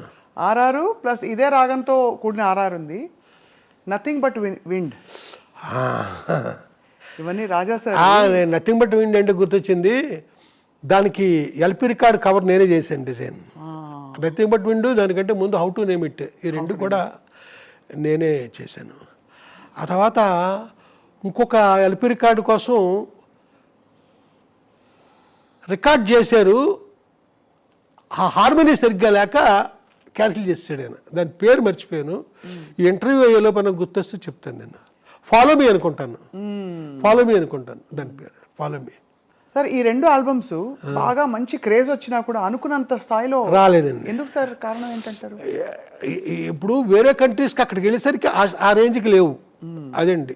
దీని గురించి ఒకే ఒక వ్యక్తి చాలా ఎక్కువసేపు మాట్లాడండి చాలా కాలం క్రితం. అతను ఎవరంటే భానుచంద్ర. నేను ఇళయరాజా గారితో ఎప్పుడు మాట్లాడలేదు, బట్ అనుకున్నట్టు రాలే, మర్చిపోయాను. హౌ టు నేమ్ ఇట్ ఎలా అంటే, ఇళయరాజా గారు సితార్ ఆధార్ చేస్తున్నప్పుడు అతనికి హెర్నియా ఆపరేషన్ అయిందండి. గంట పని చేస్తే గంట రెస్ట్ తీసుకోవాలి. అప్పుడు ఆ రెస్ట్ తీసుకునే టైంలో ఒక్కడు నోట్స్ రాసుకుంటూ ఉండేవాడండి. ఏంటి రాస్తున్నాడు అనుకుంటే తర్వాత కాలంలో ఒక రోజుని వాళ్ళ వైలెన్స్ వచ్చినాయి. అంటే ప్రీ క్లైమాక్స్ ముందు వైలెన్స్ పిలిచాడు. ఆ వైలెన్స్ వచ్చినాడు, వాళ్ళకి నోట్స్ ఇస్తే వాళ్ళు వాయిస్తున్నారు, ఇతను కండక్ట్ చేస్తున్నాడు. ఎక్కడ లాల్లో. ఏంటి కొత్తగా ఉంది పీసు అనుకున్నా, చూసినప్పుడు మీరు పాడారు కదా అదే అది. అలా కానీ రాజా సార్ సంగీతం అసలు ఇంకా మాటల్లో చెప్పని అవసరం లేదు. ఆయన కూడా కొన్ని పాటల్ని స్ఫూర్తిగా తీసుకుని ఆయన ట్యూన్స్ చేశారనే ఒక విమర్శ వచ్చింది మధ్యలో. మీరేమంటారు సార్, నిజం అది? ఏమోండి, నాకు దొరకలేదు. కానీ ఆయన ఫస్ట్ ఫిల్మ్కే అన్నక్కిడిలో బందమిల్లై సొందమిల్లై యారుమిల్లై అలాగేదో ఒక లిరిక్ అండి, అందులో ఒక పాట ఆయన కాపీ చేశారు. అది ఏంటంటే, చిన్నప్పుడు తనకి నిద్ర రాకపోతే వాళ్ళ అమ్మగారు పడుకోబెట్టి పాడిన జోలపాట. ఆ పాటని వాళ్ళ అమ్మంటే ఆయనకి ఆరోపణం అండి. ఆవిడ పేరు చిన్న తాయమ్మాళ్ళు. ఆవిడ నేను కలిసి ఒకసారి ఆటోలో ఒక సినిమాకి వెళ్ళి వచ్చాం. ఆ సినిమా పేరు అన్వేషణ. మేము ఆటో దిగుతుంటే తెగతిట్టేడు పట్టుకున్నాం. ఇన్ని కార్లు ఉండగా ఆటోలో తీసుకెళ్తాం మా అమ్మనండి. కార్లు ఉన్నాయి, డ్రైవర్ ఏడి. ఆవిడ అంత అద్భుతమైన జానపద గాయని. ఆవిడ చిన్నప్పుడు ఈయన్ని పడుకోబెట్టి ఆ జోల పాడుతా ఉంటే ఉన్న పాట ఇది. అయితే ఆయన చేయలేక కాదు, వాళ్ళ అమ్మగారంటే ఆయనకు ఆరోపణలు అండి. ఆ తల్లి పాడింది తన సినిమాలో పెట్టుకోవాలనిపించి పెట్టాడండి. అది కాపీ అంటారా ఏమంటారా అనుకోండి. ఇదండి నాకు తెలిసిన కాపీ పాట. రాజా సార్ కోసం సార్ మీరు ఈ డిజైన్ చేయడం కవర్లు మినహా ఇంకా ఏం చేశారు సార్? నేను ఇళయరాజా గారి పెయింటింగ్లు అవి చాలా వేయించానండి. ఓ రోజున లతా మంగేష్కర్ గారు, ఆవిడ చెల్లెలు ఉషా మంగేష్కర్ ఆవిడ, వీళ్ళిద్దరూ కలిసి బాంబే నుంచి క్రికెట్ చూడడానికని చెన్నై వచ్చారు. వచ్చా వాళ్ళ మధ్యాహ్నం ఇళయరాజా గారి ఇంట్లో భోజనం అండి. భోజనం చేస్తూ తలెత్తి చూసిన లతాజీ గోడ మీద ఒక పెయింటింగ్ కనిపించింది. ఆవిడ అలా చూస్తా ఎంత బాగుంది పెయింటింగ్, ఎవరు వేసేది అని అడిగారు ఆవిడ. ఇళయరాజా గారు ఎవరు వేసేది తెలదు కానండి, సాయంకాలం మీరు పాట పాడబోతున్నారు, వాడు వేయించాడు ఆడెవరంటే నేను. ఆ తర్వాత సాయంత్రం లతాజీకి రేయ్ ఆ పెయింటింగ్ వేయించావు కదా, అలాగ లతాజీ పెయింటింగ్ ఒకటి వేయించు అని అడిగాడు. చెప్పారు నాకు. వేయించానండి. వేయించాక ఆవిడ వెళ్ళిపోయారు. తర్వాత వేయించి పార్సిల్ చేసి పంపించాం. బాగా స్పాంజ్ అది పెట్టి అద్దం అది పగలకుండా ఫ్రేమ్ కట్టించేసాం. అక్కడి నుంచి లతాజీ ఒక పెద్ద లెటరు, అంటే అది ఇంగ్లీష్లో ఉంది, ఆవిడ సంతకం పెట్టారు. అయ్యేనే దాచుకోలేదు. అంత ఇంప్రెస్ అయ్యారు ఆవిడ. ఇలాగా నేను చాలా చేసేవాడిని. అది ఇప్పుడు కాదండి, ఎప్పుడు చిన్నప్పటి నుంచి ఇలాగా చేస్తాను ఉన్నాను నేను. సార్ ఇప్పుడు రాజా గారు సింగర్ల విషయంలో ఆయన చెప్పిన సింగరే పాడాలి అని ఆయనే డిసైడ్ చేస్తారు ఎవరికి ఏ పాట అబ్బుతుందని చెప్పి. కానీ వంశీ గారు చెప్తే మాత్రం అప్పుడప్పుడు ఆయన వినేవారు అని అంటారు. నిజమేనా సార్? అప్పుడప్పుడు కాదండి, నేను ఆల్మోస్ట్ అప్పుడు ఓ పాట ఉందండి. ఆ పాట ఏంటంటే ప్రతిదినం నీ దర్శనం మరి దొరకునా. శ్రేయా ఘోషల్ పాడారు. మేల్ వాయిస్ నాకు బాలుగారు కావాలని గొడవ చేశానండి. ఎందుకంటే నేనే రాశాను, నేను రాయిపోయినా వేరే. బాలుగారు కావాలని గొడవ చేస్తే, కానీ బాలుగారిని పిలిచిండేవాళ్ళం, అమెరికా వెళ్ళాడు ఆయన టైంకి. దాంతో ఆ తమిళ సింగర్ ఎవరో ఒక అతను వాళ్ళ ఇంట్లో వాళ్ళ పిల్లకి ట్యూషన్ కూడా చెప్తుంటాడు, వాళ్ళ ఇంట్లో కూడా చూసాను అతన్ని. అతనితో పాడించా. ఎవరో పాడినా పాట హిట్ పాట. అలాగా ఏమో నాకు తెలిసి నేను విభావరి అని ఒక ఆవిడ పూనాలో ఉంటారు. ఆవిడ మా యంగ్ డేస్లో లతాజీలా ఉంటుంది వాయిస్. మీకు లతాజీ అంటే చాలా ప్రాణం కదా? ప్రాణం కాదు, ఇష్టం. ఎవరికి ఇష్టం కాదు లతా మంగేష్కర్ అంటే? నాకు కూడా అంతే. అంటే కొన్ని పాటలకి ఆశా బస్సులో ఉంటే ఇష్టం మరి కదా. ఆవిడతో పాడించేవాడి ఒక సినిమాకి. నేనే రాసిన పాటలన్నీ. అయితే ఆ సినిమా అద్భుతమైన పాటలు. ఆ ప్రొడ్యూసర్ హార్ట్ అటాక్ వచ్చి చనిపోయాడండి. ఆ పాటలు అలా ఉండిపోయినాయి. నా దగ్గర క్యాసెట్లు కూడా ఉన్నట్టున్నాయి. అయ్యో, అవన్నీ విభావరి పాడిన పాటలు. అలా అయితే రాజా సార్తో మీ అనుబంధం కొనసాగుతూ చివరి మీ ఇద్దరు కలిసి పనిచేసిన చివరి ప్రాజెక్ట్ దాదాపు పాట ఇదేనా సార్? అనుమానాస్పదం కదా? కాదండి, రీసెంట్గా నేను కేవలం లిరిసిస్ట్గా ఒక పాట రాయడానికి నన్ను చెన్నై తీసుకెళ్ళారండి. డైరెక్టర్ నేను కాదు, వేరే ఎవరో ఒక అబ్బాయి. ఆయన మీరు రాయాలని ఎందుకు పట్టుపట్టుంటారు అంటే? వినండి, ఎందుకంటే గోదావరి పాట నేను అన్నాను, మీది ఎవరయ్యా అన్నాను. మాది పోలవరం అన్నాడు. పోలవరం అయ్యి ఉండి నన్ను గోదావరి పాట రాయమంటాయటయ్యా అన్నాను. సార్ మీకు తెలిసినట్టు మాకు తెలియదండి గోదావరి గురించి, మీరు రాస్తేనే బాగుంటుందండి. సరే అని చెన్నై తీసుకెళ్ళారండి.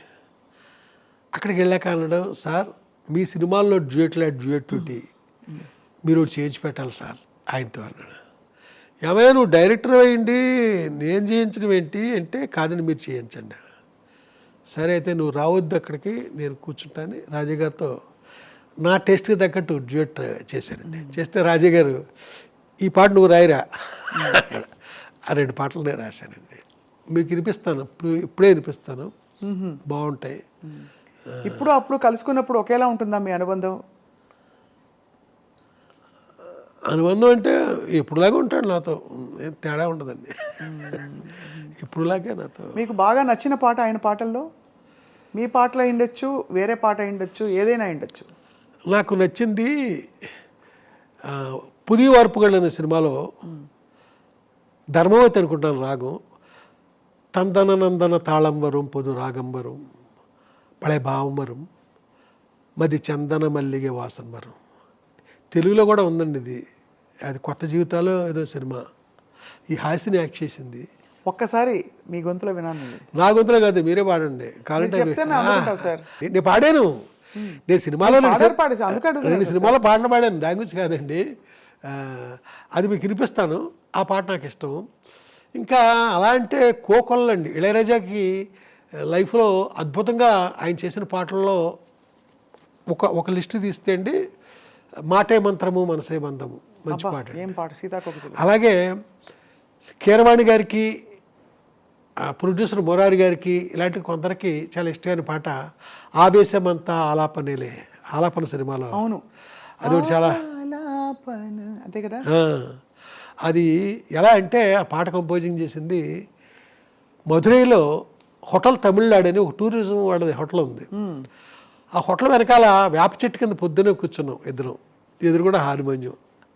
అక్కడ పక్షుడు కోస్తుంది, దానికి ఆన్సర్కి నేను వాయిస్తున్నాడు. అలాగే చేస్తూ ఈ పాటలోకి వెళ్ళామండి. చేస్తే భలే పాట, భలే జ్ఞాపకం. అలా రాజా సార్తో మీది ఒక సుదీర్ఘమైన ప్రయాణం. మరి చాలా సినిమాలు చేశాం కదా. అంతేకాకుండా ఇంకోటి కూడా జరిగేదండి. నా సినిమా అక్కర్లా, వేరే సినిమా ఆర్ఆర్ జరుగుతున్నా వెళ్ళి కూర్చునివ్వండి అక్కడ. ఓహో. ఇంకా వేరే సినిమా జరుగుతున్నా ఇంకా నేను వెళ్ళి కూర్చునివ్వండి. నాకు అక్కడ తనే ఏం మాట్లాడిపోయేసరికి ఇంకెవరు మాట్లాడతారు. అంతే కదా సార్. అది ఏ కేఎస్ రామారావు గారి సినిమా అనుకోండి, నేను వెళ్ళి కూర్చుంటే ఎవరేమి. అలాంటి సందర్భాలు కూడా జరిగింది. అంటే రాగాలని వాడడం సైతం వంశీ గారి సినిమాల్లో రాజా సార్ ప్రయోగాలన్నీ కూడా అదొక డిఫరెంట్ లెవెల్. ఒకటి ఆలాపన సినిమాలో ఒకటి హిందోళలో ఉంటుందండి, ఆ కనులలో కలల చెలి పాట. హిందోళే కదా. హిందోళం, అవును, పరమ హిందోళం. సగమదనిస సరిదమగస కదా ఆరోహణ. అలాగే ఖైదీ కన్నయ్య కాడు వీడికి అన్నయ్య వాడు, అంత చమత్కారమైన పాటకి చలనాట ఇచ్చి అసలు అదొక రేంజ్ సార్. దానికి అద్భుతమైన పాట రక్తి కట్టడానికి కారణం సీతారామ శాస్త్రి లిరిక్. అతనిలో ఒక చక్కని స్పందించే ఒక చక్కని అలాంటి పాటకి ఎంత హ్యూమరస్గా ఆ ట్యూన్కి తగ్గట్టు ఆయన రాయడం. అలాగే ఇళయరాజా గారి పాట, ఇళయరాజా గారి మ్యూజిక్ చేయకుండా పాట ముందు షూట్ చేసి తర్వాత మ్యూజిక్ చేసి తర్వాత ఎడిటింగ్ చేశాను. ఆ సందర్భం కూడా ఒక సందర్భం ఉంది. అవును అవును, అది లేడీస్ టైలర్. అది కూడా హిట్ పాట అండి. పాట రికార్డింగ్ అవ్వకుండానే షూటింగ్ అయిపోయిందండి. షూటింగ్ చేసాను, చేశాక రికార్డింగ్ చేసాం. పొద్దున్న రికార్డింగ్ అయింది, మధ్యాహ్నం తర్వాత ఈ టైంకి ఎడిటింగ్ అయిపోయింది. సాయంకాలం 7 గంటలకు పట్టుకెళ్ళి ఆ క్యాన్ పట్టుకుని వెళ్తే పొద్దున్నే పాట రికార్డింగ్ అయింది కదరా, మళ్ళీ ఎందుకు వచ్చావు అన్నాడు. ఎవరో ఆర్ఆర్ చేస్తున్నాడు. అదే పాట చూపిద్దామని. ఏ పాట చూపిస్తావు? అదే పొద్దున్న రికార్డింగ్ అయింది. చూపించినప్పుడే అప్పటికే థ్రెడింగ్ ఏం చేసి పెట్టాను ప్రొజెక్టర్లో, లైట్లు ఆఫ్ చేశాను. సైన్ చేసరికి వేస్తే ఆర్కెస్ట్రా వాళ్ళంతా ఏంటి పొద్దునే కదా మేము వాయించాము, ఇదేంటి రాజు ఇలాంటి కోకొల్లో ఇన్స్టెంట్. మీ జ్ఞాపకాలే మీకు చాలా బోల్డ్ అంత కొండంత ధైర్యం. అదే చూశారు కదా, జ్ఞాపకాలే ఆహారం. ఎన్ని జ్ఞాపకాలు ఉన్నాయి సార్? ఒకటి పొలమారిన జ్ఞాపకాలు, ఆకుపచ్చని జ్ఞాపకాలు, మాట్లాడే జ్ఞాపకాలు. ఇవన్నీ మీకు జరిగినవన్నీ మీరు బంధించి అందంగా. ఏమీ లేదండి, ప్రతి వాళ్ళ జీవితంలోనే ఉంటాయి.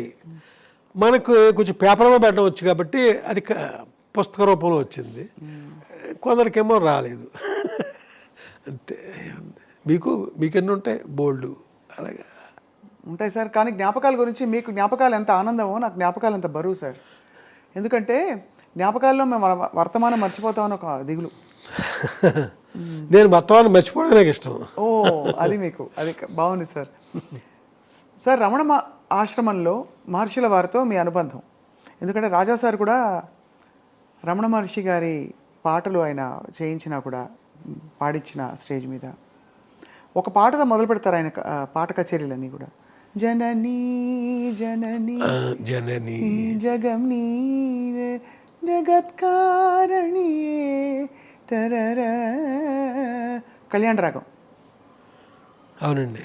సో మీ ఆధ్యాత్మిక ప్రయాణం ఏంటి సార్? ఒకవైపు ఇంత చమత్కారం, ఇంత అసలు కదిలిస్తే ఇలా నవ్వించే పంచులు పడుతున్నాయి దాని నుంచి, ఇంకోవైపు మీరు ఇలా ఆశ్రమాలకు వెళ్తారంటే అర్థం కావట్లేదు. అంటే బొమ్మ ఏమిటి సార్ మీ లోపల మదనం ఏమిటి ఆశ్రమానికి వెళ్ళడానికి?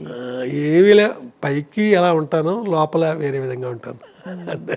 మీకు సింపుల్గా చెప్పేశాను మీకు, పల్లవిలో ఫస్ట్ లైన్ లాగా. పైకి ఉండేది వేరే అండి, లోపల వేరే. బహుశా ఎప్పుడు మీరు ఎన్నిసార్లు చెప్పారో తెలియదు సార్, మీ శ్రీమతి గారి పాత్ర మీ జీవితంలో, వారు వెళ్ళిపోయాక మీ బాధ. నా గురించి తనకి ఏమీ తెలియదండి, ఏమీ తెలియదు. ఎవరైనా నా కోసం వచ్చారనుకోండి, సినిమాకి ఎడిటింగ్ ఉంటుంది, డబ్బింగ్ ఉంటుంది, ఆర్ఆర్ ఉంటుంది, షూటింగ్ ఉంటుంది, ఇన్ని ఉంటాయి కదా. తనకి ఏమీ తెలియదు. ఎవరు వచ్చినా సరే నా గురించి అడిగితే బయటికి వెళ్ళారండి అంతే. ఏమి ఎక్కడికి వెళ్ళాను, తిరిగి వచ్చే వరకు నేను ఎక్కడికి వెళ్ళానో తను చెప్పను కదా. అలాగే నేను బయట అవుట్డోర్ వెళ్ళాను అనుకోండి షూటింగ్కి, తను ఫోన్ చేయడం కానీ ఏమీ చేయదు. 4 రోజుల తర్వాత మళ్ళీ ఇంటికి వెళ్ళాకనే నాతో మాట్లాడేది. ఈ లోపల ఫోన్లు గిళ్ళు ఎప్పుడు తను చేసిన గుర్తులు లేవండి. మీ వరకు అది స్వేచ్ఛ కదా సార్, చాలా స్వేచ్ఛ.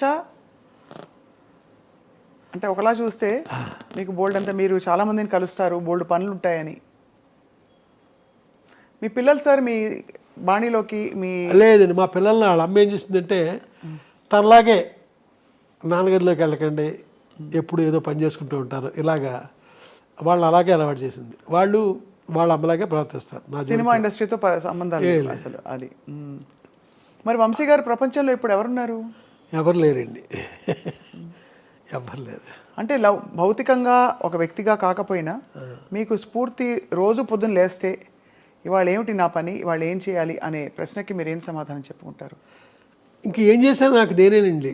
ఇంకా మా పిల్లలు కానీ నా వైఫ్ కానీ వాళ్ళు ఎవరు ఇక్కడికి ఇన్వాల్వ్ అయ్యి ఏమి చేసేది ఏమి ఉండదు. ఏమి. మరి వంశీ గారు ఇప్పుడు మీరు 2 సినిమాలు తీయబోతున్నారని వినికిడి. ఫ్యాషన్ డిజైనర్ మీరు అనుకున్న స్థాయిలో విజయవంతం కాలేదు, 8% కాల. మరి దానికి ఏమైనా బేరేజ్ వేసుకుని చూసారా? ఎందువల్ల ఇది వర్కౌట్ అవ్వలేదు, హిట్ అవ్వలేదు? 100% నేను చూశానండి. ఎందువల్ల అవ్వలేదు కూడా నాకు అర్థమైంది, అవ్వకపోవడమే కరెక్ట్ అని కూడా అనిపించింది. ఇప్పుడు మరి రాబోయే సినిమాలు ఏంటి సార్ కథాంశాలు? అంటే ప్రతివాడు కూడా బాగుంటుంది రేపు పొద్దున్న నా సినిమా అనుకునే చేస్తాడు కదండి. అవునవును, బాగోదని ఎవరు చేయరు.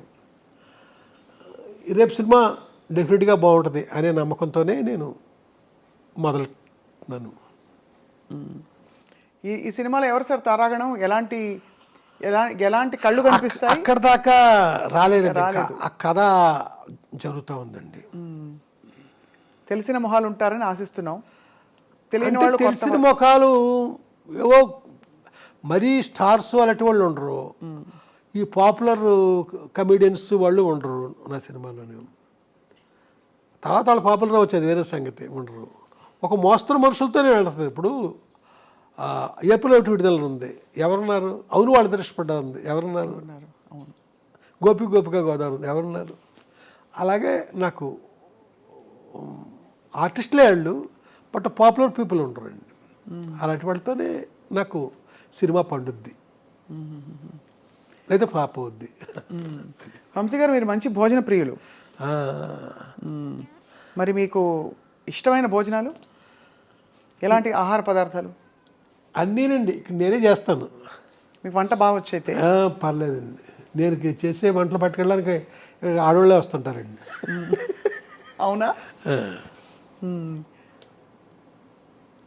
రాజా సార్తో మళ్ళీ మీ ప్రయాణం మళ్ళీ పునఃప్రారంభించే అవకాశం ఉందా? ఏమో తెలియదండి, తెలీదు మరి, ఏమో తెలియదండి. ఆయన అయితే నేను ఎప్పుడు సినిమా వెళ్ళినా ఆయన రెడీ, అది వేరే సంగతి. ఇక్కడ చూసుకోవాలండి, ఆ బడ్జెట్లు అవన్నీ పూర్వలా లేవు, బాగా పెరిగిపోయినాయి. మరి ఇక్కడేమో నాకు అది అందుకోగలనా అనే రేంజ్కి నేను ఆలోచిస్తాను. అవును, అదొక చాలా పెద్ద. సరే, ఎవరు ఇతర సంగీత దర్శకులు మిమ్మల్ని ఆకర్షించలేదా? అంటే ఇష్టపడిన వాళ్ళు ఇతరులు ఉన్నారా, ఇతర సంగీత దర్శకులు? లేదండి, నన్ను చాలామంది గౌరవిస్తారండి. కీరవాణి గారు, లేకపోతే మన మణిశర్మ, వీళ్ళందరికీ నేనంటే చాలా గౌరవం. అలా కాదు, మీకు వాళ్ళంటే ఇష్టం? అయ్యో, వాళ్ళ పాటలు. అవునండి. నాకు ఇప్పుడు ఇళయరాజా ప్రస్తావన మీరు తీసుకొస్తున్నారు కాబట్టి అదే మాట్లాడుతున్నాను. అంటే ఇది ఒక తిరుగులేని ఒక ఎవర్ గ్రీన్ కాంబినేషన్. అవునండి. ఇప్పుడు హైదరాబాద్ శంకర్ గారు ఉన్నారండి, మనుషులు మట్టి బొమ్మల్లో ఎంత మంచి పాట అండి అది. మనుషులు మట్టి బొమ్మల సినిమాలో ఆ పాట మీకు ఇంటర్వ్యూ అయిపోయిన తర్వాత వినిపిస్తాను. ఎంత చక్కని పాట అండి అది. మహానుభావులు ఉన్నారండి. బి శంకర్ కదా ఆయన పేరు. ఎంత, అలాగే కోదనపాండి గారి ఎన్ని మంచి పాటలు ఉన్నాయండి. అవునవును, ఉన్నాయండి చాలా. టి చలపతిరావు గారి ఎన్ని మంచి పాటలు ఉన్నాయి. ఇంకా రాజేశ్వరరావు గారి మాట్లాడక్కల్లా. అమ్మో, అసలు బాపు గారు వీరభక్తులు ఆయనకి. ఇలాగా మాదేవన్ గారు, ఇలాగండి. ఏ రచయితకైనా బాపు గారి బొమ్మ పడాలి అనే ఒక కోరిక ఉంటుంది కదా సార్. అవునండి. బాపు గారితో మీ అనుబంధం ఎలా అంటే, మీరు అడిగారు కాబట్టి చెప్తున్నా. ఒక్క బొమ్మ బాపు గారికి ఇస్తే నా జన్మధన్యం అని ఫీల్ అయ్యాను నేను. నా మొట్టమొదటి కథకే బాపు గారు బొమ్మ వేశారండి. అదే ఇందాక చెప్పాను చూసారా, ఒక కాంట్రవర్సీ వచ్చి ఆపేశారనని. అప్పుడు బాపు గారు బొమ్మ కూడా అయిపోయింది. అయితే ఇక్కడ చెప్పొచ్చేది ఏంటంటే, బాపు గారి జీవితంలో, ఆయన జీవితం మొత్తం మీద ఏ రచయితకి వేయనని బొమ్మలు నాకే వేశారండి. 450 బొమ్మలు, 450, 500 బొమ్మలు అండి. నా మొదటి సినిమా నుంచి మొన్నటి దాకా ప్రతి సినిమా లెటరింగ్ టైటిల్ ఆయనే రాశారు. 450 పైన బాపు గారు బొమ్మలు వేశారండి నా ప్రతి కథకి. ఇప్పుడు నేను రేపు కథ రాస్తే ఇప్పుడు బొమ్మ ఎవరు రాస్తారు అనే పరిస్థితి నాది. ఇప్పుడు పసలపొడి కథలు ఉన్నాయండి, 72 కథలు. 72 కథలకి 72 బొమ్మలు ఆయనే. దిగువ గోదావరి కథలు 52 కథలు, 52 బొమ్మలు ఆయనే. ఇలాగా ఇంకో ఆకుపచ్చని జ్ఞాపకం అంతా మీకు చూపించాను, ఆ కథలన్నీ ఆయనే. ఇలాగా కొలలండి నా దగ్గర, అన్నీ బాపు గారే. ఆయనకి నేనంటే అంత ఇష్టం అండి. నువ్వు ఎందుకు ఏంటంటో పిచ్చి పిచ్చి సినిమాలు తీస్తుంటావు, అప్పుడప్పుడు నువ్వు కథల మట్టుకి అన్నీ మంచిగా రాస్తుంటావే అని తిట్టిన సందర్భాలు చాలా ఉన్నాయి. ఏ పిచ్చి పిచ్చి సినిమాల గురించి అన్నారు ఆయన? అంటే ఆయనకి మరి నేను అన్నీ మంచి ఏం తెలియదుగా. ఇప్పుడు ఓ రోజు నేను ఫోన్ చేశానండి, ఒక 2 నిమిషాలు తిట్టాలనుకుంటున్నాను, మరి భరిస్తారా? ఎలా సార్ చెప్పండి సార్. ఇప్పుడేనండి మీ కథ చదివి రమణ గారు కళ్ళమ్మ నీళ్లు పెట్టుకుని వెళ్ళారు. మీ కథకు నేను బొమ్మేస్తుంటే వచ్చి చదివి కళ్ళమ్మ నీళ్ళు పెట్టుకెళ్ళారు రమణ గారు. ఇంత బాగా రాసే మీరు ఏంటి అంటే పిచ్చి పిచ్చి సినిమాలు తీస్తున్నారు. ఒకసారి లేదు, మనసు పెట్టుకుని కథ రాయండి, అది సినిమా తీయండి, డిఫరెంట్గా బాగుంటుంది అన్న సందర్భాలు ఉన్నాయండి ఆయన. అలాగే ఏ కథకు ఆయన బొమ్మేస్తున్నారో కూడా మీకు చూపిస్తున్నా కదా. ఇలాగా బాపు గారు, విశ్వనాథ్ గారు, వీళ్ళందరికంటే భారతీరాజ గారు, వీళ్ళంతా నా గురువులండి, గుర్తులు. మీరు పోస్టర్ డిజైనింగ్ కూడా మీరే చేశారు కదా సార్, సాగర సంగము అని అంటారు. ఏడుది నాగేశ్వరరావు గారు ఈ సినిమాకి పనిచేవయ్యా అన్నారండి సాగర సంగమం టైంలో. అప్పుడు నేను డైరెక్టర్ అయిపోయాను, మంచుపల్లికి తీసేసానండి. ఈ సాగర సంగమం తర్వాత సినిమా సితారా నేను డైరెక్ట్ చేయబోతుంది. వాళ్ళ షూటింగ్ దగ్గరికి వెళ్ళలేను. వాళ్ళ వెళ్తే కమలాసనం గారు ఆ నూతి మీద తిరుగుతా పాట, వాళ్ళ షూటింగ్ తక్కిట తదిమి తందాన పాట కదా. వాళ్ళు ఏడుదేశారు, నువ్వు ఈ సినిమా పనిచేవయ్యా అంటారు. ఏం పని చేస్తానండి, సగం సినిమా అయిపోయింది ఇక్కడ అంటే, పోస్టర్ డిజైన్లు చేస్తావు కదయ్యా, వెళ్ళి గంగాధర్ దగ్గర కూర్చొని చెయ్యి అన్నారు. అప్పుడే కొన్ని డిజైన్లు చేశానండి. సీతాకో చిలక అంటే మొత్తం చేశాను. సీతాకో చిలక, శంకరాభరణం, తయారమ్మ బంగారు వీటికి కంప్లీట్గా వర్క్ చేశాను. అంటే పేరు నాది ఉండదు, పబ్లిసిటీ ఆర్టిస్ట్ పేరు ఉంటుంది, కంపోజ్ చేసి ఇదంతా మనమే. మరో కాలక్షేపం ఎలాగో మీ యూట్యూబ్ ఛానల్ చాలా తొందరగా పుంజుకుంది సార్, చాలా మంది సబ్స్క్రైబర్స్ వచ్చారు. కారణం ఏంటి సార్ యూట్యూబ్ ఛానల్ పెట్టడానికి? ఏంటంటేనండి, యూత్కి నేను చాలా చెప్పాల్సింది ఉంది, యూత్కి నేను చెప్పాల్సింది చాలా ఉందండి. అందుకోసమని ఛానల్ పెట్టడం జరిగింది. అలాగే నేను తీసిన సినిమాలు వీళ్ళు ఇప్పటి వాళ్ళు చూడలేదు చాలామంది. ఆ సినిమాల వెనక, ఆ తెర వెనక కథలు కూడా చెప్పాలనుకుంటున్నాను. అది కాకుండా యూత్కి చెప్పాల్సింది చాలా ఉందని చెప్పాను కదా, ఆ చెప్పే ప్రయత్నమే ఇప్పుడు నేను యూట్యూబ్ ఛానల్ పెట్టండి. బాబు, ఇన్ని జ్ఞాపకాలు మీ మనసులో, మీ మెదడులో, ఈ పుస్తకాల్లో అలా నిక్షిప్తమై ఉన్నాయి. ఎంత గొప్ప సంపద ఇది రాబోయే వాళ్ళకి. సార్, అయితే మరి తర్వాతి సినిమాల కథాంశాలన్నీ, ఇప్పుడు మీరు హిచ్కాక్ లాంటి సినిమాలు రాశారు, తీశారు, చాలా పవర్ఫుల్ విమెన్ మీద రాశారు, తీశారు, అలాగే సున్నితమైన కథలు రాశారు. ఇవన్నీ ఇప్పుడు మీ మనసు ఎటువైపు వెళ్తుంది? ఇప్పుడు అంతా స్మగ్లర్లు, అలాగే మాఫియా, ఇంకా ఏం చెప్పాలి, గోల్డ్ ఫీల్డ్స్ రాజ్యం ఏలుతున్న ప్రపంచంలో ఉన్నారు మీరు. మనందరం అదే ప్రపంచంలో ఉన్నాం. ఇప్పుడు నేను తీసే సినిమాలు హృదయం ఉన్న కథలండి. మిమ్మల్ని స్పందింపజేస్తాయి. అంశం ఏదైనా మిమ్మల్ని స్పందింపజేయడం జరుగుద్ది. అలా స్పందించిందే అద్భుతమైన సినిమా అవుద్ది. అలాంటి ప్రయత్నం నేను చేస్తున్నా. గొప్ప స్పందన మీకు కలిగి తీరుతుంది అంతే. మేమందరం 1000 కళ్ళతో, వీలైతే పెద్ద పెద్ద కళ్ళతో, ఇంకా వీలైతే భానుప్రియ గారి లాంటి కళ్ళతో, అలాగే 1000 చెవులతో ఎదురు చూస్తూ ఉంటాం సార్ వంశీ గారు మీ తదుపరి చిత్రాల కోసం. Thank you. మిమ్మల్ని విసిగించి ఉంటే మమ్మల్ని క్షమించేసారు. అబ్బాయి ఎప్పటికీ కాదండి, అర్ధరాత్రి ఫోన్ చేయండి, నేను మాట్లాడతాను. అంతేనా? Thank you so much sir. చాలా అందంగా తీర్చిదిద్దారు ఈ వర్కింగ్ స్పేస్ని. ఇష్టమైన 2 రంగులు పెట్టి, నలుపు అలాగే ఎల్లో, కొట్టొచ్చినట్టు వంశీ గారి స్టాంప్ కనిపిస్తోంది. మీరు కింద నుంచే మొదలవుద్దండి. అవును, కింద నుంచే. ఈ రైలు కూడా మీకు ఇష్టం కదా చాలా? అది కాదండి, ఇక్కడ పాడి రవి అని ఒక రైల్వే ఆఫీసర్ అండి, చాలా పెద్ద ఆఫీసరు. అది నాకు ఆ సిగ్నల్ ల్యాంప్ ఇప్పుడు లేదు కదా, అవును, ఒక చిన్న స్టేషన్లో ఎక్కడో ఉంటే నా కోసం పట్టుకొచ్చారండి ఆయన. అలాగే ప్రపంచంలో మొట్టమొదటి ట్రైన్ అండి ఇక్కడ ఉంది. అలాగే ఇక్కడ కూడా ఉంటుంది చూడండి, ఇవన్నీ ఇక్కడ కూడా ఉంటాయి. రైల్లో మీకు చాలా జ్ఞాపకాలు ఉండుంటాయి. అయితే ప్రయాణాలన్నీ ఇప్పుడు రైల్లోనే కదా? అద్భుతమైన జ్ఞాపకాలండి, మామూలు కాదు. మా బలభద్రపురం అంటే మా గ్రాండ్ మదర్ ఊరు, ఆ స్టేషన్లో రాత్రి 9 గంటలకు ఎక్కితే తెల్లవారుజామున ఎప్పుడో ఆగేది అన్నవరం స్టేషన్లో. అలా ఎన్నో ప్రయాణాలు. అదంతా ఆ జర్నీయే ఒక పెద్ద ఎపిసోడ్ అవుతుంది మీకు.